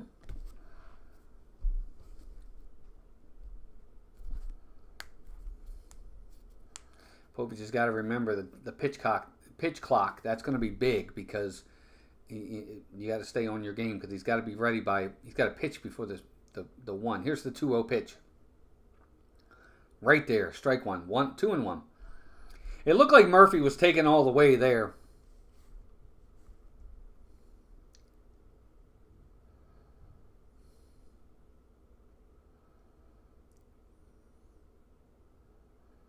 Povich is set. Here's the 2-1 pitch. Ground ball right at Gunner. Throw to second for the force out, and that's the inning. So Povich gets out of it. No runs, couple hits. 1 man left. We head to the bottom of the 4th inning. Orioles 2, Atlanta nothing. So far on the night for Povich, he's now through 4 innings. He's got 4 innings, 3 hits, no runs, no walks, and 4 strikeouts. That's been the big part for me that I'm impressed with so far are the 0 walks. He hasn't walked anybody yet through 4 innings. That's great. That's what you want. I think that's the key. Making sure you don't give them any free passes. Don't give them the opportunities. Whoop, I dropped it. Be right back. Don't go anywhere.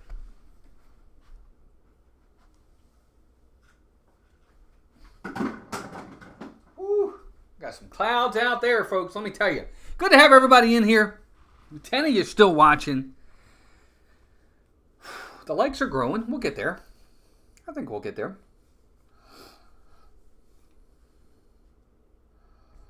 Commercial at the moment. Coming up for the Orioles, we have Anthony Santander, Austin Hayes, and Ramon Arias.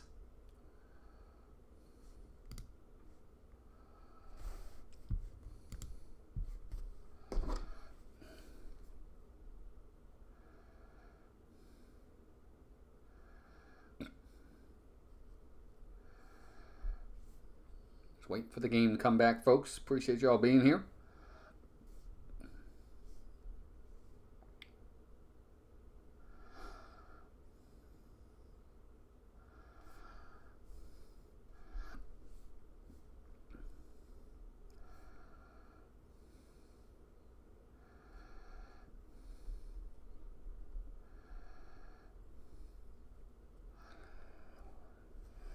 So Schwellenbach is back out there for the 4th inning. He's only given up the 2 runs at the moment. Anthony's in the box, and he looks like he's ready to go.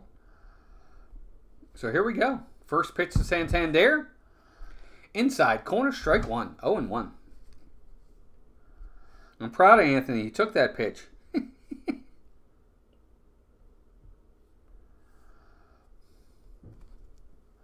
0-1 pitch, swing and a foul back. 0-2, just like that.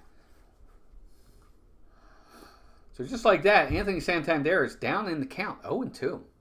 Again, bottom of the 4th inning, 2-0 Orioles.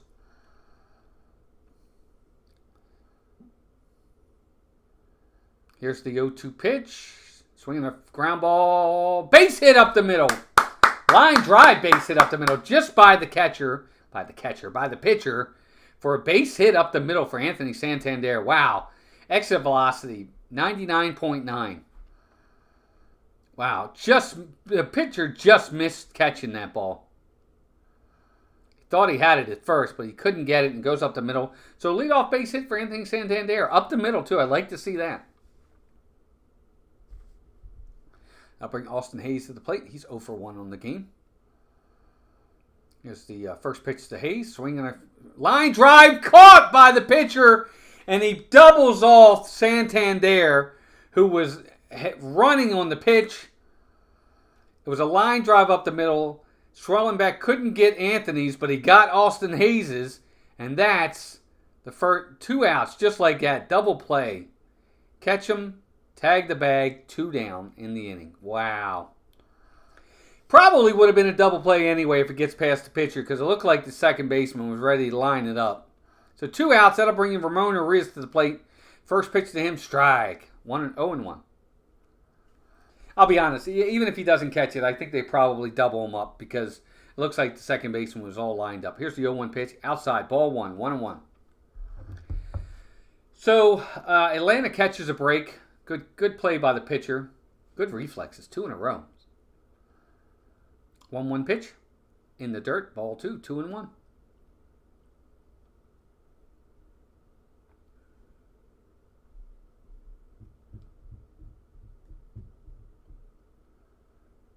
Two-one pitch. Swing and a miss, 2-2. Sweeping slider, it looked like. Starts out in the middle of the plate and just goes to the outside, and just like that, it's 2-2 count for Ramon Arias. Arias is set, 2-2 pitch. Swing and a pop-up. Back of the plate, catcher's giving it a look.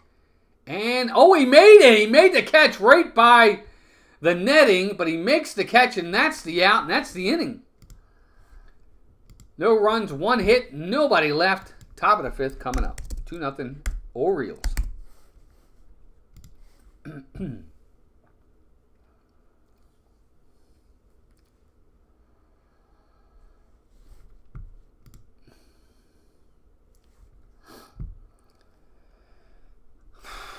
My goodness, what a game. Good pitching game. Orioles been pitching really well of late.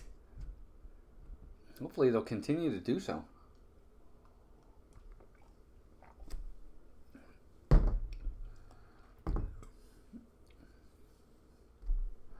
What I think baseball has done with their marketing more than anything else is I feel that baseball has marketed the home run way too much. I think every highlight you see of a player, it's a player swinging and then hitting a home run. Very, very few are of a guy rounding second, heading for third for a triple, or this, that, or the other. I still think the most exciting play in baseball is the triple, and I saw 3 of them on Sunday. I do. I really do. I think it's or a guy scoring from second base and a play at the plate. Those are what are exciting. Home runs are cool, but I think it's marketed too much. It started way back in the day with the Braves. You had Glavine and Smoltz and Maddox come out, and they were talking about all these guys, and he said, "Chicks dig the long ball." There's more to the home runs are great, but there's more to the game than home runs. If you're a one-dimensional home run team, it will catch up to you. You've got to be able to manufacture runs. Yeah, Chris, I was talking about that earlier. I mean, they're 10 back, the Phillies.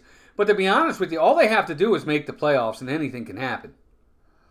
They may not win the division. So here's the first pitch to the batter, which I think is Brian Anderson. Yeah, Brian Anderson, strike, 0-1, just like that.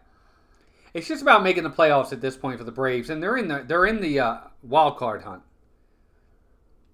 Here's the 0-1 pitch. Swing and a miss, strike 2 on the outside corner. Nice pitch by Kate Povich. Yeah, I don't think they're going to catch him, Chris. Phillies are playing way too good, and Atlanta's got a lot of issues. Here's the 0-2 pitch. Swing and a miss. He got him on 3 pitches. Just like that. 1 out in the inning. I don't see them catching them. I just don't. I think that they've lost 2 of their biggest players in Spencer Strider and Ronald Acuna Jr. It's just going to be difficult. That's 2 really big mainstays in your lineup and rotation. It's going to hurt. So that'll bring Arcia to the plate. Here's the first pitch to him. Curveball right there. Strike 1 on the outside corner. Wow, Povich is really, really having a good night so far.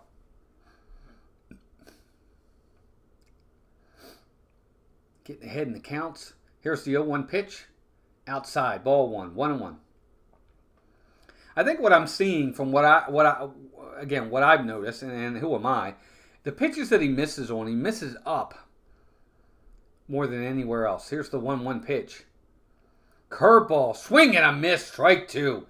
His curveball is a sweeping curveball that just goes like that, and the hitters just are not able to either not catch up to it. They're just not able to make contact on it. It looks like a strike. Here's the 1-2 pitch. Outside, ball 2. So his fastball is the one where he gets his body a little bit ahead of his arm, and when he does that, the arm stays up, and that's why his fastballs are up. I've seen a lot of that. So 2-2 count. Here's 2-2 pitch. Curveball again. Swinging a foul. That purpose is sponsored by D&G.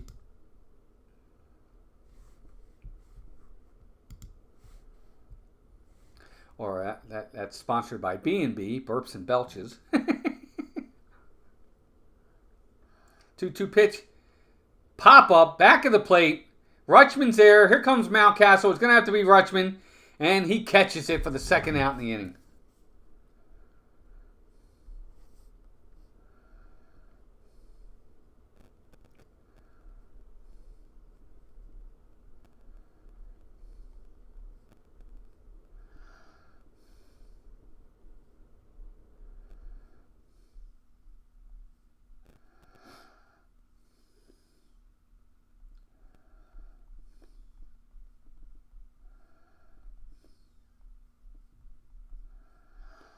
So that's 2 outs in the inning. That's going to bring Harris to the plate. Here's the first pitch to him. Outside corner, strike 1.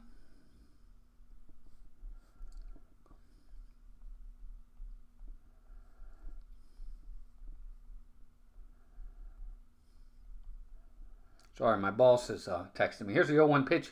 Outside, ball 1, 1-1.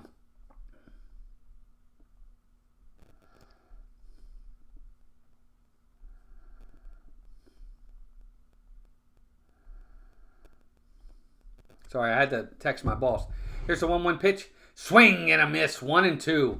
So just like that, he's ahead in the count on Harris, 1-2.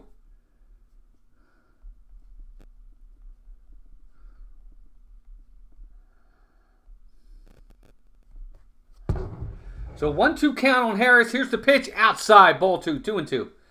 So hopefully Povich can get this out and make it a quick inning. He's had 78 pitches through 4 2/3. It's not too bad. Here's the 2-2 pitch. Swing and a miss. He got him. Strike 3. And Cade Povich, through 5 innings, has 5 innings, 3 hits, no runs, no walks, and 6 Ks. Excellent performance by Cade Povich. That was wonderful. I'm assuming, he's at 79 pitches. He may come out for the 6th. Guys, we are only 12 likes away from our goal, and we hit our goal for subscribers, so thank you all for that. Hope you're enjoying it. Hope I'm not too loud. I just enjoy the game, and I get excited.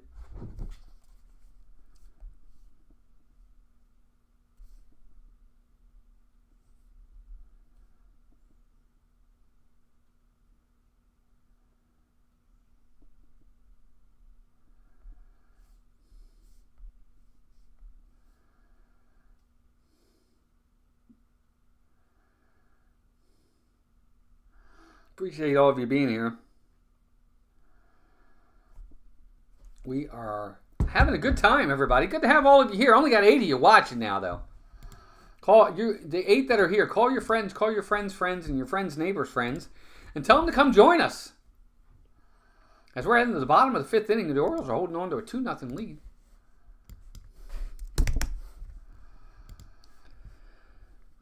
Killing it right now. Povich, I got to give the kid credit, man. He has really been dominant today.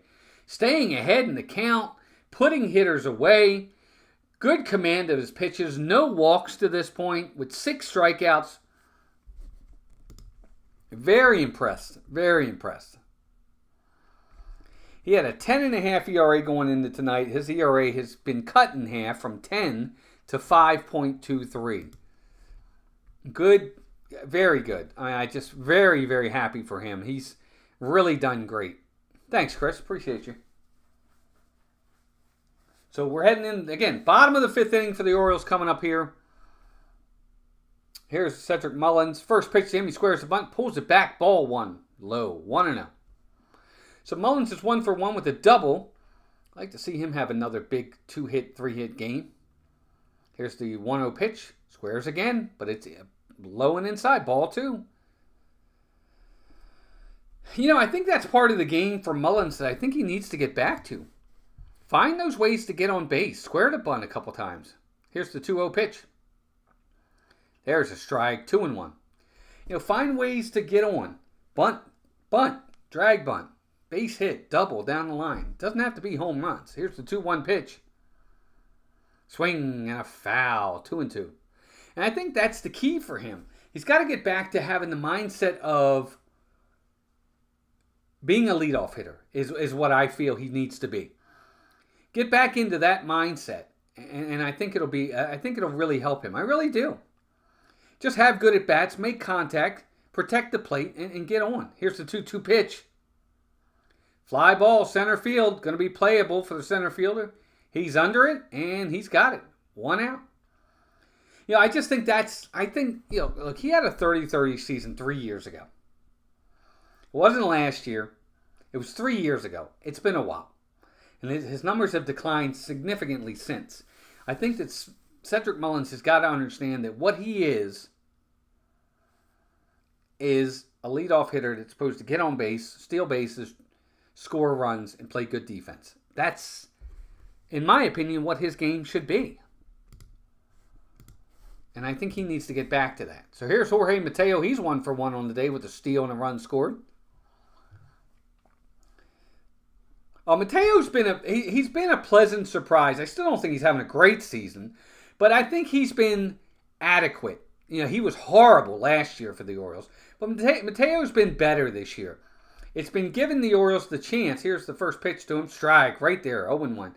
It's given the Orioles the chance to not have to rush a Jackson Holiday to the majors with Jorge Mateo playing well enough that they can say, okay, he'll be fine. Here's the 0-1 pitch, swing and a foul, 0-2. And I think that's big for the Orioles. And I think it's big for Mateo, because what it does is, because I think Mateo is a free agent at the end of the season. There's several Orioles that will be. Mateo, I think, is too. It'll help him. Here's the 0-2 pitch. Swing and a foul. 0-2 still. I'm pretty sure Mateo is a free agent at the end of the season. I'll look it up and let you guys know here in a second. Get a look at his contract status. So here's Mateo. 0-2. Swinging a pop-up. That ball looks like it's going to be playable. Yep, it is. First baseman's under it. He's got it, and that's the second out of the inning. Back to the top of the lineup for Gunnar Henderson. So we're going to look at Mateo and look at his contract status. So he can't be a free agent until 2026. So the Orioles got him for 2024 and they got him for 2025. So they got one more season with Mateo. So Gunnar Henderson stepping to the plate. He's 0-2, but he does have an RBI. Here's the first pitch. Ball high, 1-0. I'm real happy with Gunnar Henderson's batting average this year. He's at 272. I like seeing the higher average. He's almost 20 points higher than he had for the season last year. Here's the 1-0. Swing and a miss, strike. 1-1. Yeah, Chris, absolutely needs some add-on runs. Even though Povich is pitching really well, it only takes a bloop and a blast and you're tied. So here's the 1-1 pitch. Swing and a foul ball at the plate. Tags Gunnar, but nope, that's a foul. 1-2.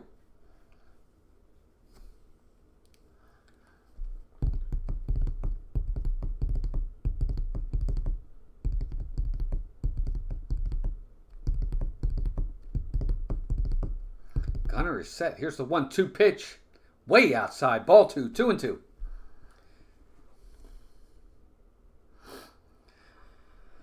I don't know how far Hyde is going to allow Povich to go.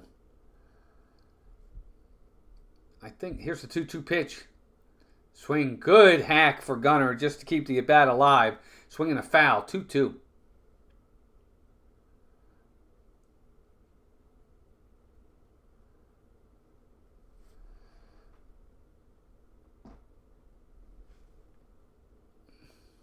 Two-two pitch. Fly ball just over the outside stretching hands of the shortstop. Going for 2. Throw to second. Nice hustle by Gunnar Henderson. He got it over the third baseman's head. The left fielder had to come a ways to get it. He never even stopped. He was hustling out of the box. And what probably should have been a base hit is a hustle double for Gunnar Henderson. And the Orioles got a 2-out double out of Henderson. He was hustling right out of the box. Nice hustle by Gunnar there. Really nice. And now it's up to Adley. Let's see if Rutsch can get a run home here. A nice 2-out base hit. Give the Orioles a 3-0 lead because Henderson can run. Rutschman's in the box. Throw to second. Nope. Gunnar's back in time. So that's the first disengagement.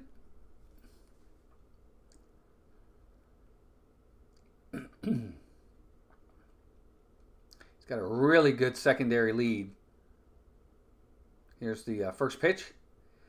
Line drive. Foul ball. Wow, I thought the first baseman was going to catch that.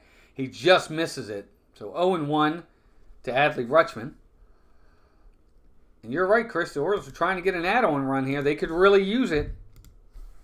Add on a run here and there. It makes it that much harder for Atlanta to get back in this game. So Rutschman's set. Here's the 0-1 pitch. Outside and low. Ball 1. 1-1.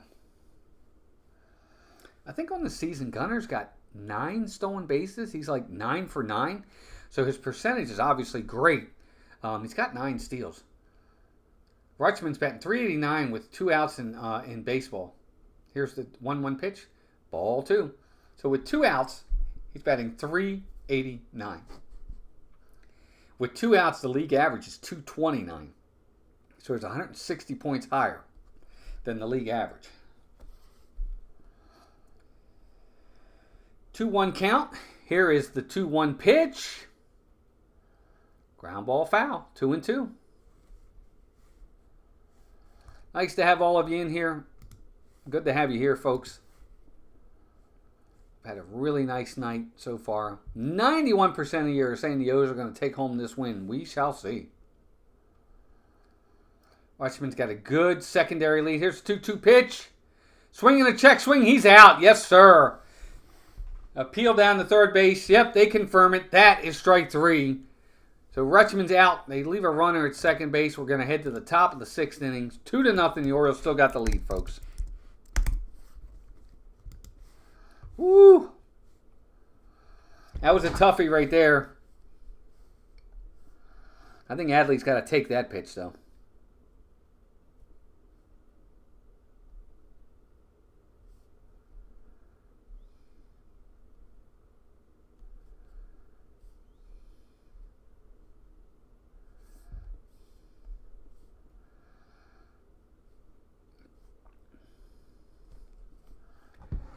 I think Adley's got to take that pitch. This is a well-pitched game. It is, Chris. I mean, I got to be honest. For Schwellenbach, he's pitched really well. All right, I'm going to run to the restroom, folks, while we're waiting for them to come back. Hang with us.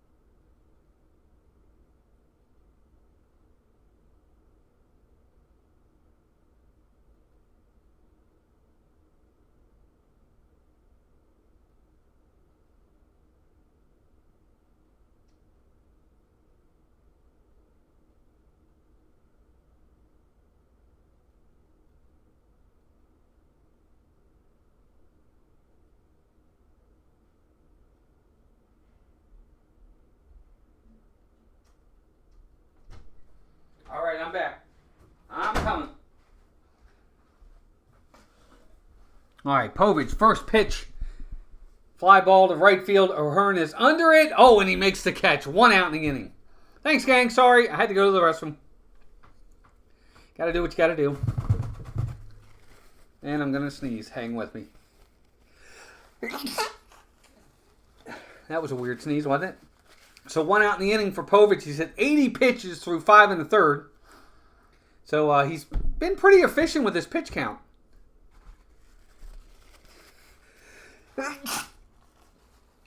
I go on these sneeze fits, Chris. I'm not quite as bad as Sandy, but I'm close. Here's Ozuna. First pitch to him. Curveball right there. Strike 1. 0-1. Really impressed so far. And the inning's not over. But so far, I'm really impressed with the way Povich has pitched. There's the 0-1 pitch. Ball outside, 1-1. I'm going to sneeze. Sorry. I apologize, everybody.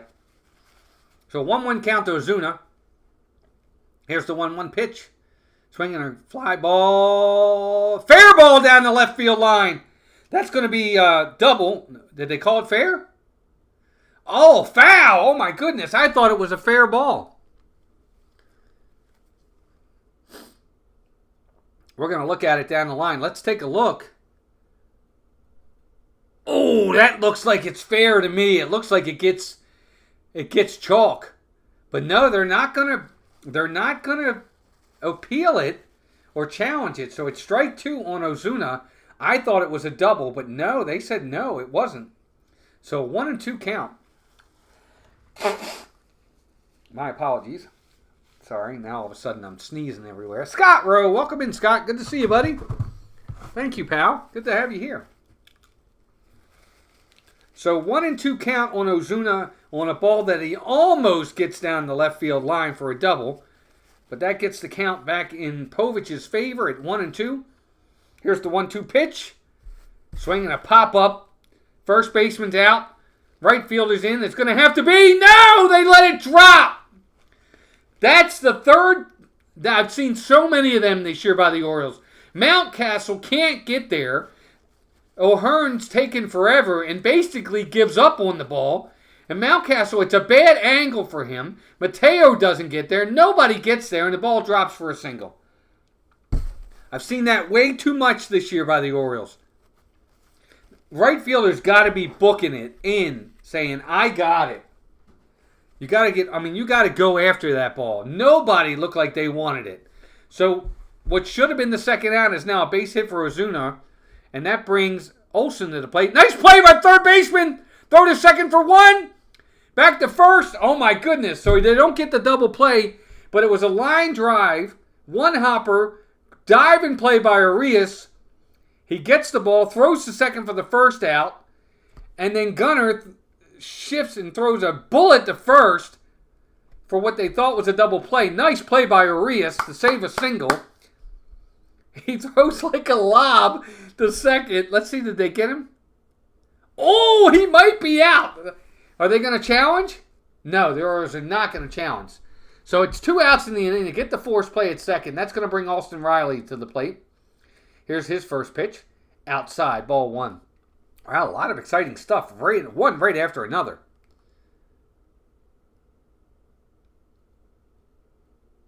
Melissa's doing all right, Scott. She's getting better. Feeling better. Not great, though. So here's the 1-0 pitch. Line drive, past Arias. That's going to be a base hit into left field by Austin Riley. And now there's first and second with 2 outs in the inning. And that's going to bring Adam Duvall to the plate. She's feeling better. Now all of a sudden I'm sneezing. So again, this is the big inning for Povich, because now if he gets out of this inning, it's going to be it for him. Dylan Tate's warming. You know, I'd love to see him go 6 innings, have a 6-inning shutout. That would be great. But he'll have to make big pitches to Adam Duvall to do so. The Orioles are going to go out there and talk to him. Looks like here comes the pitching coach, Drew French. Right back, folks. Don't go anywhere.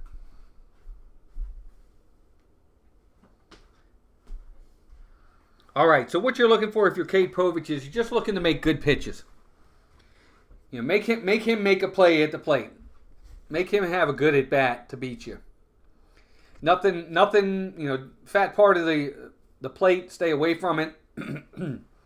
Continue to use the pitches that you have the best command on. Try to get ahead in the count. And be honest, he should be out of the inning.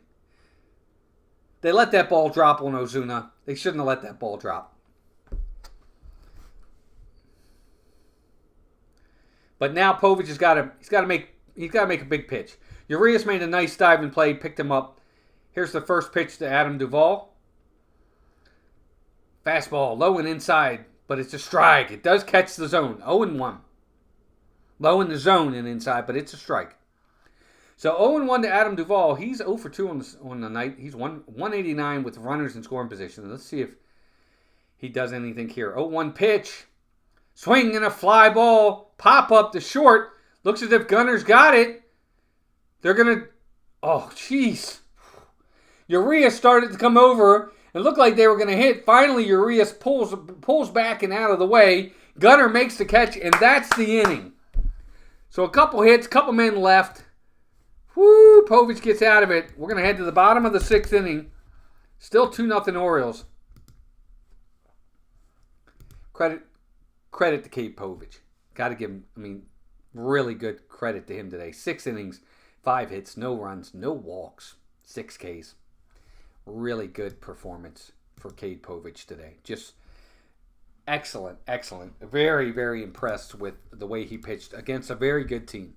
Now, I get it. They're not at full strength, but he made the pitches when he had to make the pitches. He got the strikeout when he had to get the strikeout. He got the ground ball when he needed to get the ground ball. He was getting ahead in counts. He didn't walk a batter. Very few balls were hit really hard against him. I'm very, very happy with the way Cade Povich pitched this game. And he absolutely, positively deserves his first Major League win. And I hope the Orioles can hold it for him.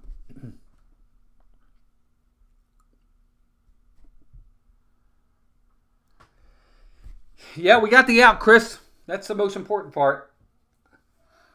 But yeah, they got to find, he deserves this win today. Cade Povich has pitched just phenomenal throughout this entire,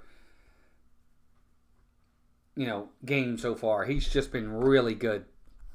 Very, very happy with that. And if he continues to pitch like that, he's going to stay in the major leagues. What he's doing is he's making it hard for the Orioles to send him back down. When Dean Kramer comes off the IL, they're going to have to go to a six-man rotation with Cade Povich in that six-man rotation with the way he's pitching right now. So Povich is definitely done, but man, 6 innings, no runs, 5 hits, no walks, 6 strikeouts. Excellent, excellent outing for Cade Povich. So that'll bring Ryan Mountcastle to the plate. First pitch, ground ball right back to the pitcher. Throws the first, and that's your first out. Povich threw 89 pitches, 63 of them for strikes. Pitched really well.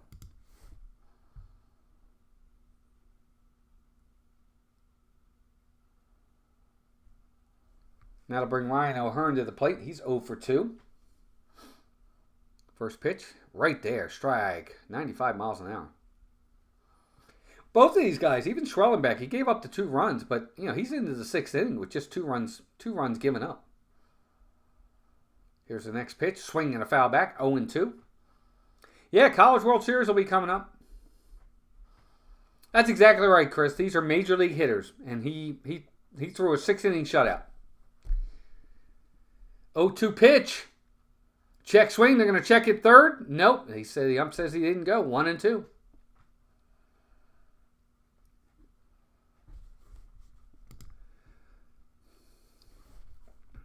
All right, gang. So we hit one of our likes. Here's a 1-2 pitch.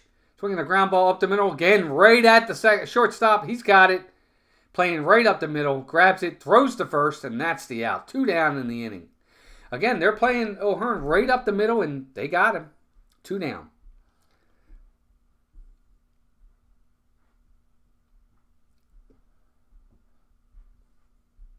So tomorrow the Orioles will be playing the Braves for the final time this year. It'll be a 1 o'clock game, so it's an afternoon getaway game, and then they will welcome the Phillies to town for a 3-game set. Anthony Santander's at the plate. First pitch, swing and a miss, strike, 0-1. I think Cole Irvin is on the mound tomorrow for the Orioles. Here's the 0-1 pitch. Swing and a ball in the dirt, 0-2. Terrible, terrible swing. That ball one-hopped the plate, and Anthony Santander is swinging at it. So 0-2 on Anthony Santander. Now, Anthony is he's 1 for 2 in the game, but man, that was a bad swing. Here's the 0-2 pitch. Swing and a miss. 3 pitches, all 3 of them out of the strike zone, and Anthony can't hold up. Strike 3, inning over. No runs, no hits, no errors. Top of the 7th coming up. 2-0 Orioles. That's a bad at bat. That's a bad at bat right there, folks.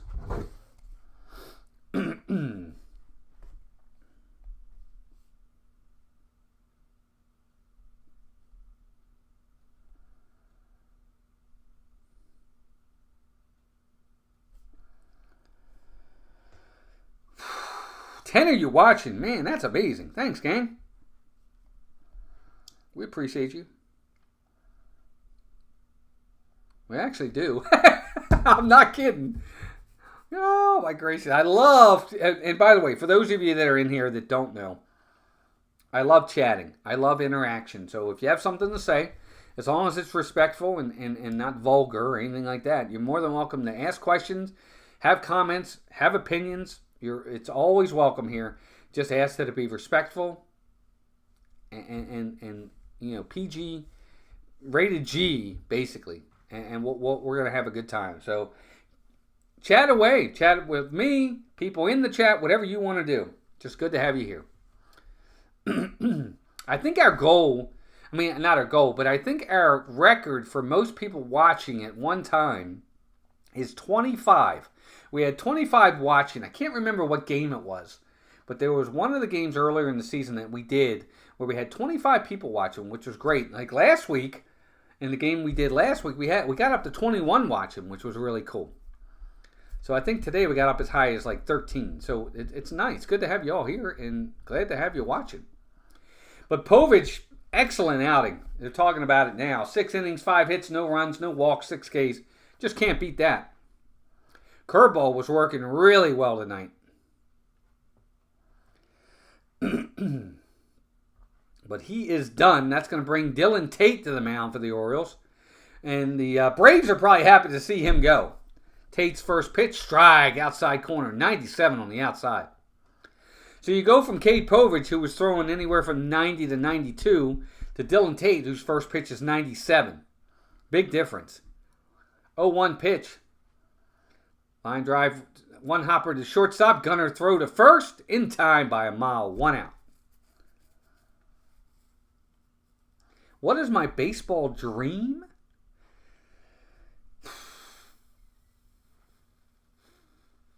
Scott, I guess that really depends.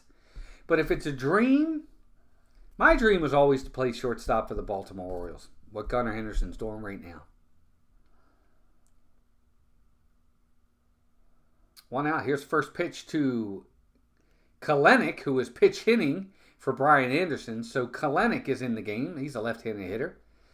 My baseball dream was to be a shortstop for the Baltimore Orioles. Here's the 1-0 pitch. Swing and a miss. 1-1.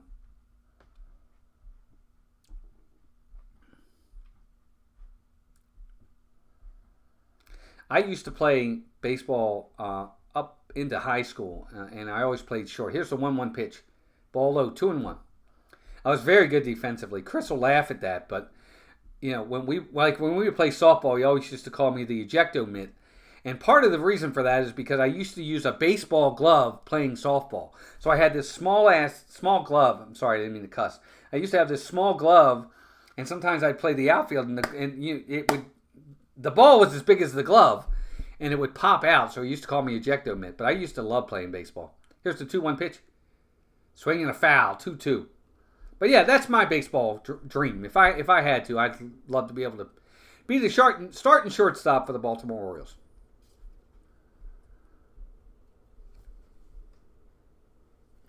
Oh, okay. 2-2 pitch.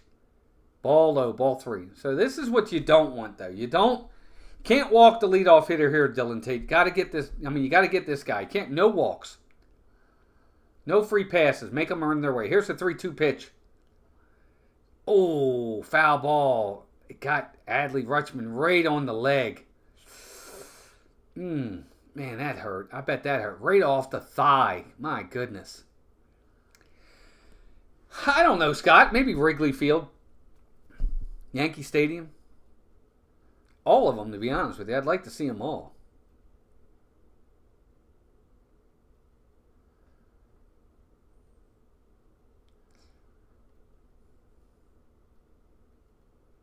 So 3-2 pitch. Ground ball to the second baseman. Mateo bobbles! And that's an error. Mateo on a ground ball, routine ground ball, lets him eat him up. He bobbles and drops it, and that is a 1-out error, and they've reached base. He lets it eat him up. He took 2 steps back on the ball, and then he couldn't come up with it, and that's going to be an error, a 1-out error, and man on first. That's going to bring Arcia to the plate. Orioles got the defense tonight has not looked great. First pitch to Arcia, strike.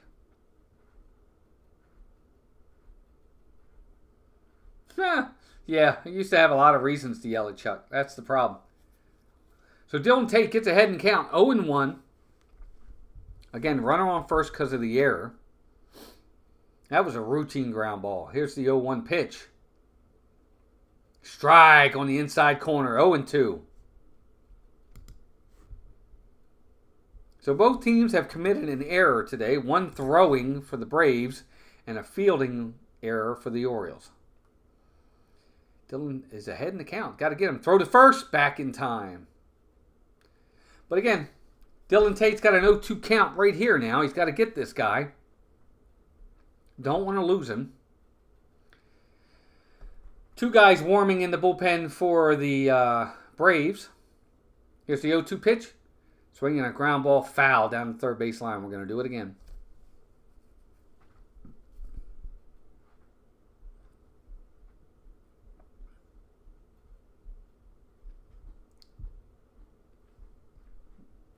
RC is batting .215 with 2 strikes.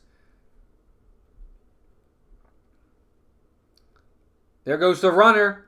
Ball in the dirt. It's ball 1-2, and that's going to be a stolen base for Kelenic. Dylan Tate didn't even look over. He didn't even look over. He stole that base on the pitcher. I mean, there was nothing Rutschman could do. Dylan Tate didn't even look over, and Kelenic just stole the bag on him. So now they have a runner in scoring position with 1 out. 1-2 pitch. Swinging a ground ball to the third baseman. Checks the runner. Urias to first. High! Holy cow. He throws it high, but luckily Mountcastle makes it and tags the runner as he's going by. What is going on with the defense today? He just tags him on the back of the neck to get the out, but a bad throw by Urias. Jeez. But luckily, Mountcastle saves him.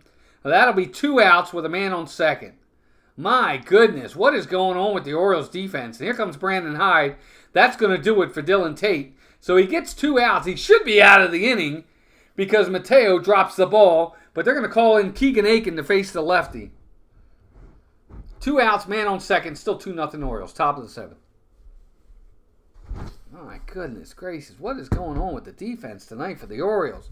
A dropped pop-up, ground ball to the second baseman who's bobbled, couple throws, bad throws to first. Come on, guys. That part of the game is the part that shouldn't even be an issue.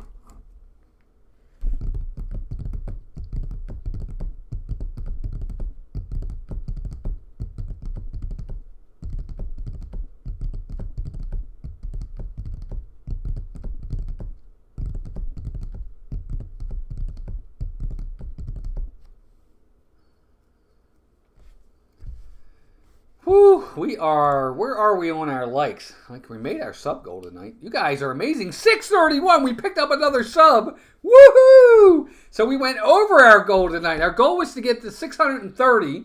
We got to 631, but we're still 11 likes away. Guys, that's amazing.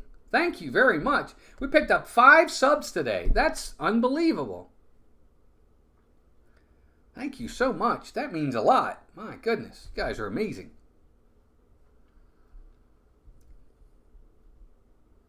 So Dylan Tate gets 2 outs. He really gets out of the inning. But again, Mateo drops the ball at second. But that's going to bring up Keegan Aiken. He's going to be the next pitcher on the mound for the Orioles with a runner at second and 2 outs. So again, you got to be careful here because a base hit will score a run.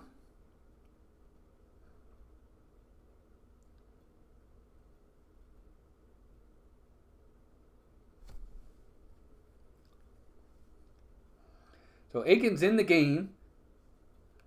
First pitch outside, ball 1. So he's going to face Harris, the leadoff hitter. And Aiken's going to have to make some pitches here. Base hit will get him a run. Here's the 1-0 pitch. Swing and a miss, strike, 1-1. Harris is 1 for 3 with a base hit on the night. 12 of 17 inherited runners have been stranded for Keegan Aiken, so 71%. Not great. 1-1 pitch, ball high, 2-1.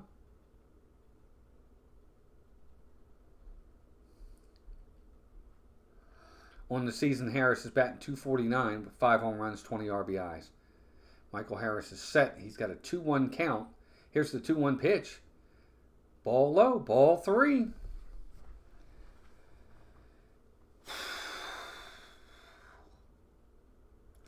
Your job as a pitcher, a lefty, is to specifically get the left-hander. Here's the 3-1. Swing and a pop-up.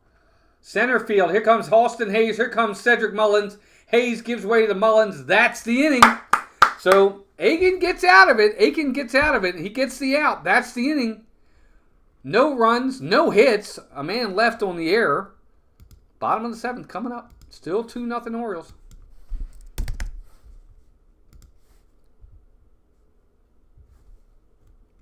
I'm glad you guys see 25 likes. I only see 24, but we're close, man. We're like 10, 11 likes away. That's amazing. Yeah, I guess it is 25 likes. But thank you, gang. This is awesome. This is the first year of course, this is the first year of the channel. That's why, we've only got 630 subs. Still small. But it's been a blast. Been having a good time with it. Yeah, and that's the thing, Chris. I think you make a good point there. Mullins did take control, but also Hayes listened and got out of the way quickly. Got way out of the way to make sure. And that's the one thing with the two of them playing next to each other so much. They really know each other and understand each other well. Where a mistake like that probably doesn't, where that ball fell in right field, that probably doesn't happen between the two of them. O'Hearn is a average at best right fielder. Same with Santander, technically. That we don't have an above average right fielder. We have an above average left fielder and center fielder in Hayes and Mullins defensively, but not in right. And I think that's why a lot of the balls that you see fall are in right field. Because if it's left field or it's center field, those guys, they're hustling. They're getting there. They're running as fast as they can to get to that ball. O'Hearn didn't look like he wanted... I don't know. He just didn't look like he was making an effort to get there. But it's a moot point. Got out of the inning. That's all that matters.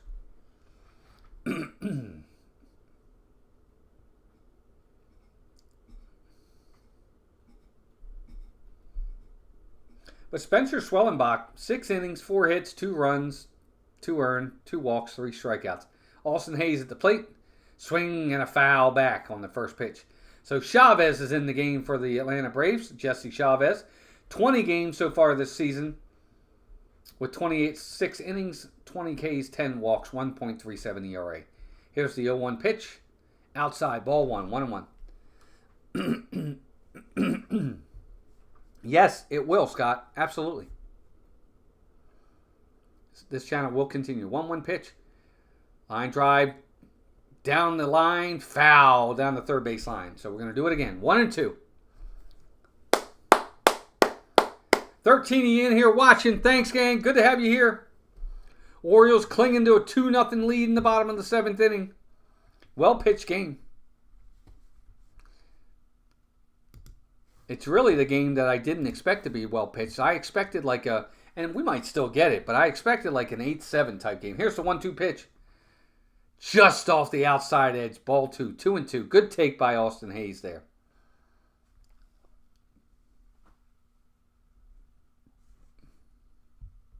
2-2 pitch. Swing and a miss. He got him. Hayes just couldn't catch up to it. That's strike 3. 1 out in the inning. 91 miles an hour, so he didn't necessarily blow him away, but Hayes just swung underneath of it. He looked like he was right there. He might have been a little bit behind it. That'll bring Ramon Arias to the plate. First pitch. Outside and low, but it catches the corner. Ball, strike 1, 0-1. It did catch the corner. It was low. It was on the outside corner, but it's a strike. 0-1 to Urias. He's 0 for 2. Here's the 0-1 pitch. Fly ball, right field, hit pretty well. That ball is off the wall. Nice play by the right fielder. Gets it on the carom and holds him to a long single. Really nice play by the right field. That was a nice play. That looked like a double all the way. It hit off the wall, one hopper right to the right fielder. He barehands it and throws it right back into second base to strike and holds him to a single. Nice play by the right fielder. That should be a double, but he made a good play there. Good at bat for Urias. Ball was on the high and outside, and he just went with the pitch. So the Orioles got a one-out runner on base. That'll bring Mullins to the plate. Fly ball left field. That ball's going to get down for a base hit. So Mullins has got 2 hits on the game. A bloop single into left field, and that's a base hit for Mullins. 2 for 3 on the day for him. The Orioles got first and second with 1 out. Yes, exactly, Gloria. And I don't have to leave home. No, Chris, that's true. If Ramon Urias hits 6 inches to the left, it's 3-0 Orioles. So Mullins is on first, Urias on second, and I'll bring Mateo to the plate. Here's first pitch to Mateo. Strike right there, 0-1. Mateo's 1 for 2 in the game. He's got a single stolen base, a run scored. Got a big opportunity for an add-on run or two right here. 0-1 pitch. Right there, strike 2. So just like that, Mateo is down in the count, 0-2. Chavez is really bearing down now. 0-2 pitch. Swing and a foul. Got to protect the plate there for Mateo. Still 0-2. 14 of you watching. I think that's our high tonight. Good to have all of you here. Be sure to hit that like button. We're trying to get to 35 likes. Let's see if we can get there. Pitcher set. 0-2 pitch. Ball in the dirt. 1-2.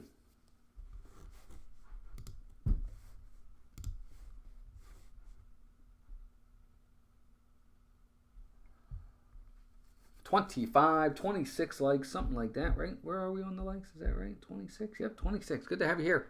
1-2 pitch. Mateo, pop up, fly ball. Fly ball to the center fielder. Not very deep. Can't really tag on that.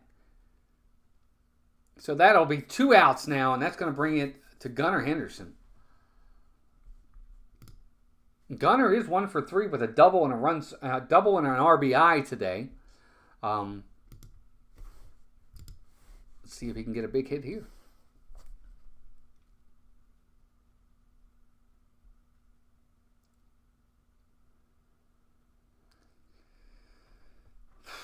Again, second time today, Gunnar's come up with Ren on. Chavez is coming out of the game, so that's it. They're going to bring in the lefty for Gunnar to make it a lefty-lefty with 2 outs. Yep, here comes the left-hander. So we are going to go to a break as the Braves are bringing in the lefty to face Gunnar and try to get him. Oh, yeah, we can definitely do it. Good to have everybody here, guys. Was hoping for 4 subscribers tonight. We got 5. Hoping for 35 likes. We're at 26 likes. We got a shot at making both goals.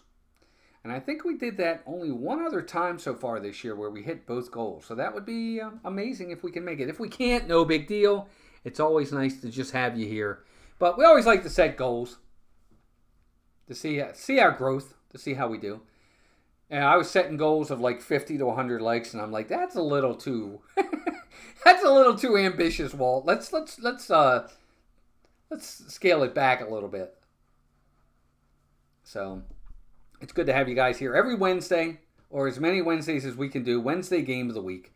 Don't forget tomorrow. For those that don't know, tomorrow morning we have our MLB Hall of Fame profile. Friday we'll have another Hall of Fame profile of every single Hall of Famer from the 1800s all the way up to last year. We've been doing profile videos of each and every Hall of Famer, give you some nice stats of their history and their careers. I've enjoyed doing them. I think a lot of people have enjoyed watching them.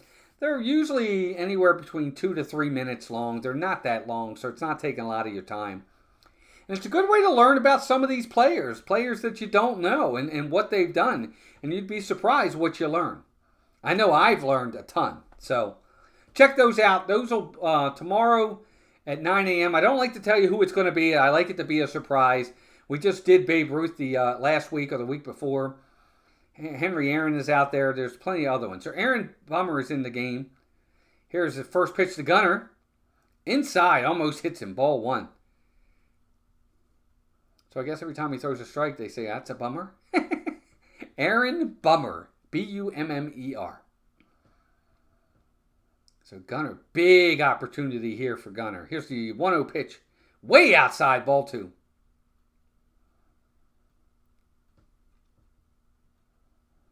He's batting .301 on the season against left-handers.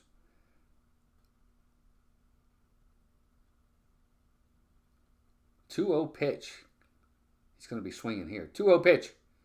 Right there. No, he didn't. He took it. Strike. 2-1.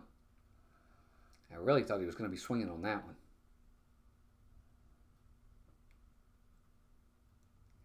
So this guy, Bummer, is just like Schwellenbach and Cade Povich are all from Nebraska. 2-1 pitch. Ground ball right to the first baseman. He's going to take it himself. And he's going to step on the bag. And that's going to do it for the Orioles in the bottom of the 7th inning. No runs, couple hits, couple men left. Top of the 8th coming up. Still 2-0.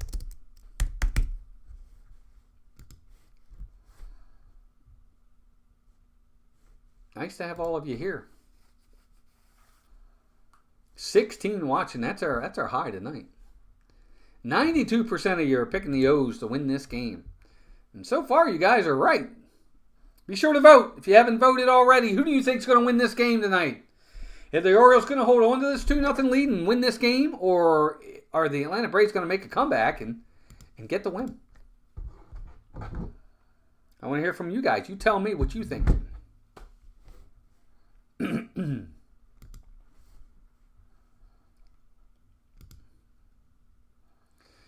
So while we're at commercial break, I do want to ask every Jedi Master Joe, what's going on, buddy? Good to see you. I do want to ask anybody out there. I know how Chris is going to answer this. Has anybody out? This is a two-part question. Has anyone out there been to the Major League Baseball Hall of Fame? Has anybody out there been to the Hall of Fame? Yes or no? And then tell me, have you ever been to an induction ceremony? You know, you can go to the Hall of Fame anytime, but have you actually been there for the induction ceremony, for an induction ceremony as well? So let me know in the chat. Yes and yes, no and no, no and yes, yes and no. Let me know in the chat. I agree, Chris. Philly's got a 4-0 lead on the Red Sox. Rays got a 2-1 lead on the Cubs. Yankees, again, just crushing the Royals 6-0 on Kansas City. And they're only in the bottom of the first inning, for crying out loud. Yankees scored 6 runs in the first inning. Paul Angle, my man. Welcome in, Paul. Good to see you, buddy. Hit that like button. No, I haven't, but I want to, says Joe. Yes, Chris has been twice and twice. Yes, you have. Yes, you have, Chris. Both times with me. No and no for Paul. Paul, you got to go. You at least got to go. So Aiken's back out there. He's going to pitch to Albies. His first pitch to Albies is ball 1 high, 1-0. Here's the 1-0 pitch. Line drive, base hit up the middle. That's going to get by Gunnar Henderson, just over the leaping Henderson. So base hit for Albies to lead off the top of the 8th inning. I'll bring time run to the plate. And this is the heart of the lineup for the Braves. Ozuna, Olsen, Riley, and Duvall coming to the plate.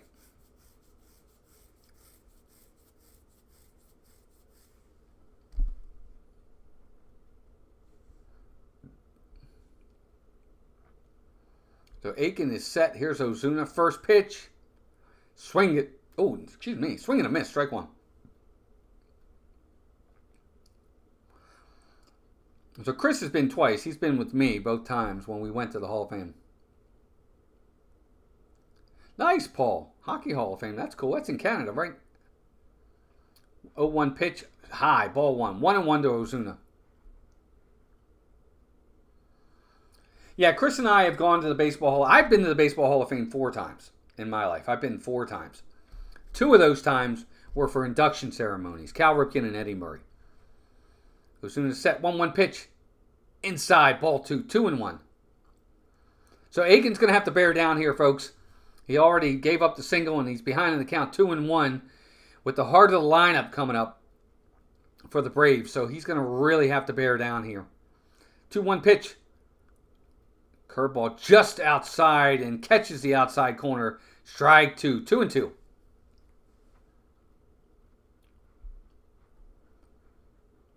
Could use a ground ball right at somebody right here. 2-2 pitch. Inside. Called strike 3. Oh! Ozuna is not happy. That looked like it was a ball inside. But the Orioles get the call. Called strike 3 on the inside corner. Ozuna is not happy. And I can understand why. It looked like a ball to me too. But he calls it a strike. And that's the first out in the inning. And that's going to bring Matt Olson to the plate. Big time home run hitter here. So Aiken's got to be careful. Here's the first pitch. Ball high. 1-0. Matt Olson with one swing could easily tie this game. So Scott says he's been to the NFL Hall of Fame. Now, I've never been there. One day.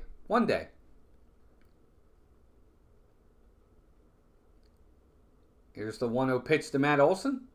Swing and a foul back. 1-1. Yeah, I do remember when I upset Warren Spahn. I didn't even do anything. I was saying hi to him, and I was like, I can't remember. He had something. He's like, give me $1. I don't remember what it was. Yeah, he was fun. He was old. Matt Olson, 1-1 pitch. Fly ball. That ball's gone. That ball is gone. Matt Olson just crushes an inside fastball. Exactly what I was talking about. You're in the game to get the lefties out. Matt Olson turns on a fastball and just crushes it onto Utah Street. We're tied, folks, 2-2. I literally just said that this guy can tie it with one swing, and boy does he. Just gets too much of the plate, and Matt Olson just deposited it into tomorrow. 2-2, folks, new game. That's what it was. I took a picture of him. That's what it was. I couldn't remember. So Keegan Aiken, fly ball down the right field line. O'Hearn's over. Cowser's in the game. Makes the catch. Right up against the wall. Nice catch for Colton Cowser. I was going to say, I don't think O'Hearn can get to that ball. So Cowser's in the game. Makes a nice catch in right field for the second out. So we got 2 outs.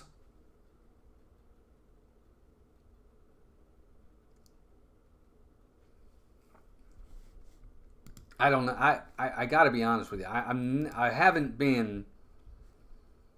just haven't been the biggest fan of Keegan Aiken. I don't. I mean, he's a lefty, and we need lefties, especially now Danny Colom's on the DL. So Duvall's in the game. First pitch to him, strike. I don't know. I'm just not the biggest fan. Brian Baker, who's another guy I'm not a big fan of, he's warming in the bullpen. So we're back to even, 2-2. Aiken, next pitch, swing and a miss, strike 2.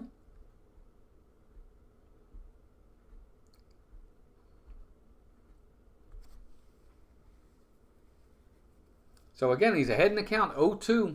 Here's the 0-2 pitch. Fly ball, center field. Austin Hayes is back, but it looks like he's got room. He does, and that's your inning. But 2-run homer for Matt Olson, and we're all tied up. Heading to the bottom of the 8th inning, 2-2 game.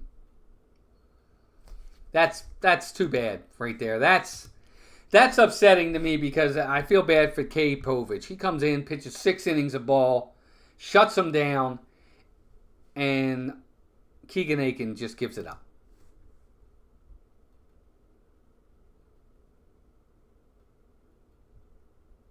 He just gives it up.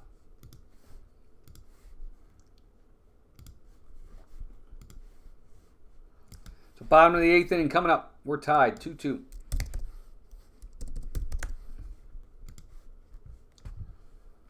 John said, who is in for the O's now? I just came back. Keegan Aiken's in the game.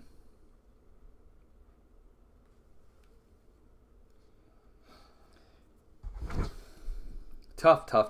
That's just tough.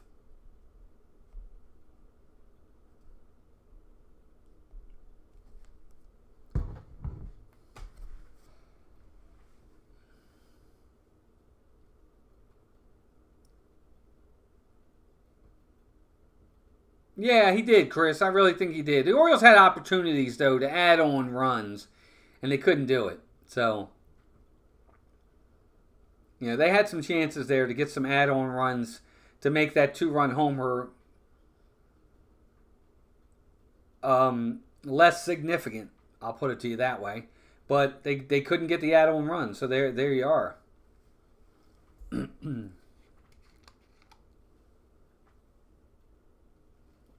But either way, Povich may not get the win, but if nothing else, he's definitely showed his talent.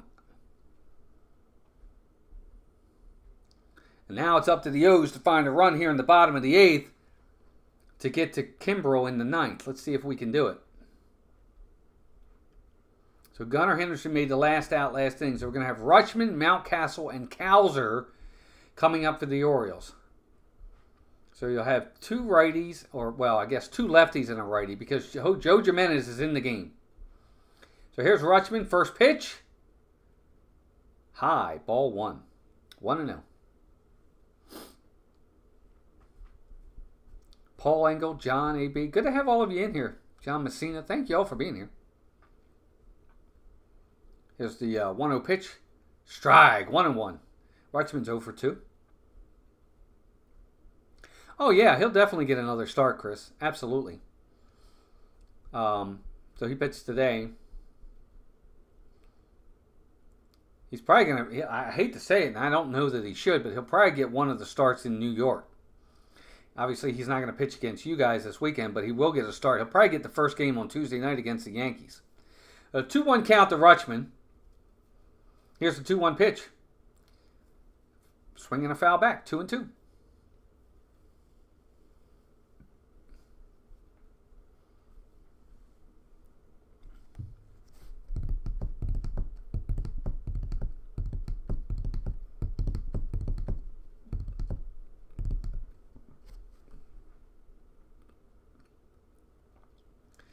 Two pitch.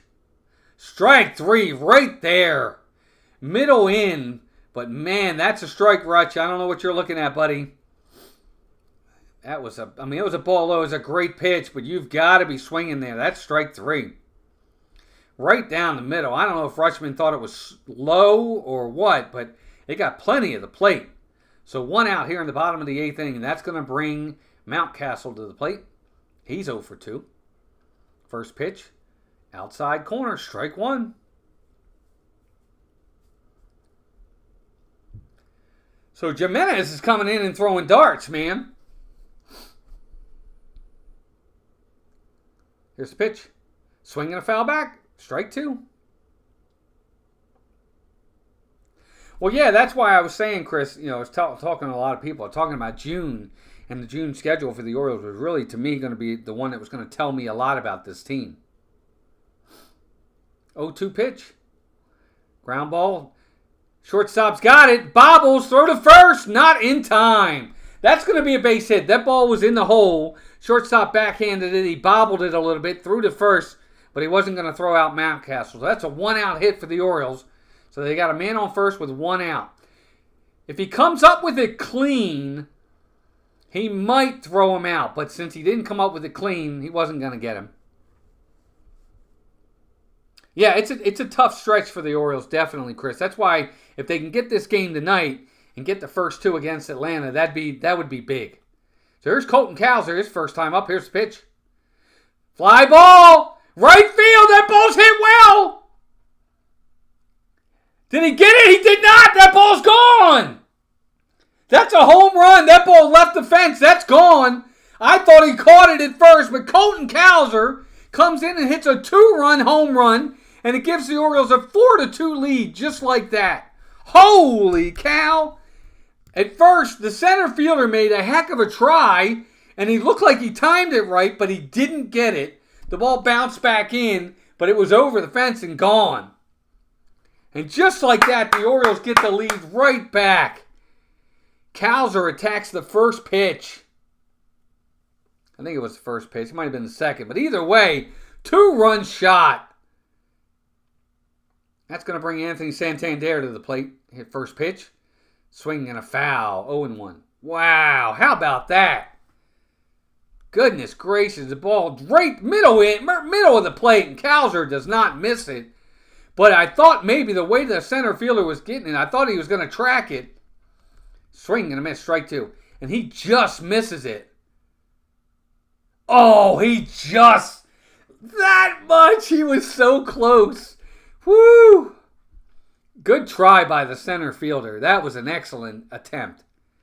Excellent effort. But, whoo, good for the Orioles. 0-2 pitch. Inside. Ball. High. 1-2. Rand P. Welcome in, Crush Cowser. Right? It's true. That was great.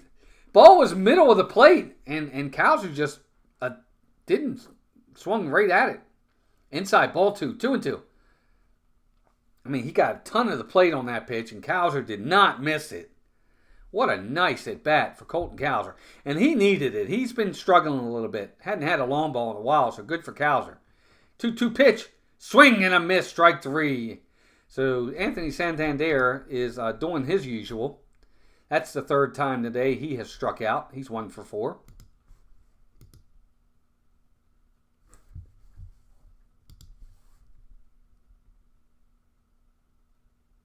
Yes, that's true, Chris. He is in line for the win. Isn't that funny? So here's Austin Hayes, first pitch. Swing. When a guy swings at a pitch that short hops the plate, to me, he's guessing. He's guessing fastball and is just swinging. 0-1 pitch. Line drive. Base hit down the left field line. That's going to be an extra base hit for Austin Hayes. He is in with a stand-up double. So that's what I get for talking bad about him. I talk bad about him and he lines a double down the left field line. So a 2-out double for Austin Hayes keeps the inning alive. His first swing was terrible. His next swing was awesome. And it's a 2-out double down the line, a stand-up double for Austin Hayes. That's going to bring Ramon Arias to the plate.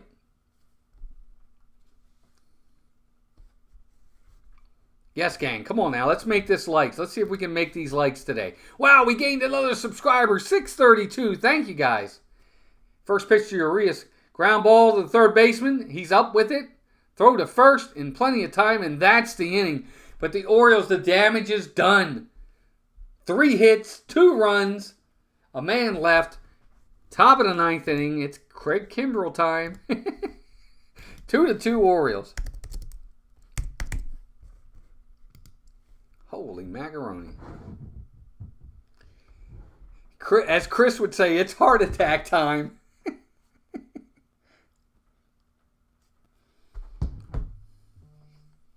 Well, I picked up 7 subscribers today, I'm sorry, 6 subscribers today, gang. Thank you very much. That ultimately that means a lot. Thank you. Oh, hearts over here. Sorry. But no, I appreciate all the new subscribers. I appreciate the likes. We may not make the goal of 35 today, and that's okay. But we made our goal on our subs. That's awesome. We got 27 votes tonight too. That's amazing. Thanks, gang. I think I'll close out the poll. Yeah, I think I'm going to end the poll. So that's going to end the poll. And the Orioles, of course, got 93% of that poll with 27 votes. So thank you, guys. So Craig Kimbrell is going to come into the game. Yeah, it's great, Sony. We gained 6 subscribers tonight. That's absolutely amazing. So I'm really happy with that. So Kimbrell's going to get into the game, into the top of the 9th inning, with the Orioles 3 outs away for their 6th win. And hopefully they'll get it. We'll do another quick, you guys want. I know they don't show them up there. I'll give you guys some quick scores while we're waiting for the Orioles to come back. Nationals 5-1, top of the 8th inning over the Dodgers. Top of the 7th, Cubs 4, Rays 2. Bottom of the 6th, 2-1 Guardians over the Reds. Bottom of the 5th, Phillies 4, Red Sox 3. Bottom of the 5th, Mets 6, Marlins 4. Bottom of the 4th, Cardinals 1, Pirates nothing. Top of the 3rd, Yankees 6, Royals nothing. Rest of the games are this evening. So Craig Kimbrell's in the game. We had some earlier today. Rockies lost to the Twins 17-9. Brewers 5-4 over the Jays. Giants 5-3 over the Astros, and Padres 5-4 over the Athletics. So Kimbrell's in the game. First pitch, strike right there. 0-1 to Sean Murphy, who's over 3 on the game. So Kimbrell's in the game. 27 votes, 93% for the Orioles, 7% for the Braves. All right, Chris, have a good night, bud. Thanks for being here. Second pitch, ball high and inside, 1-1. Thank you, buddy. Appreciate you being here. Everybody say goodbye.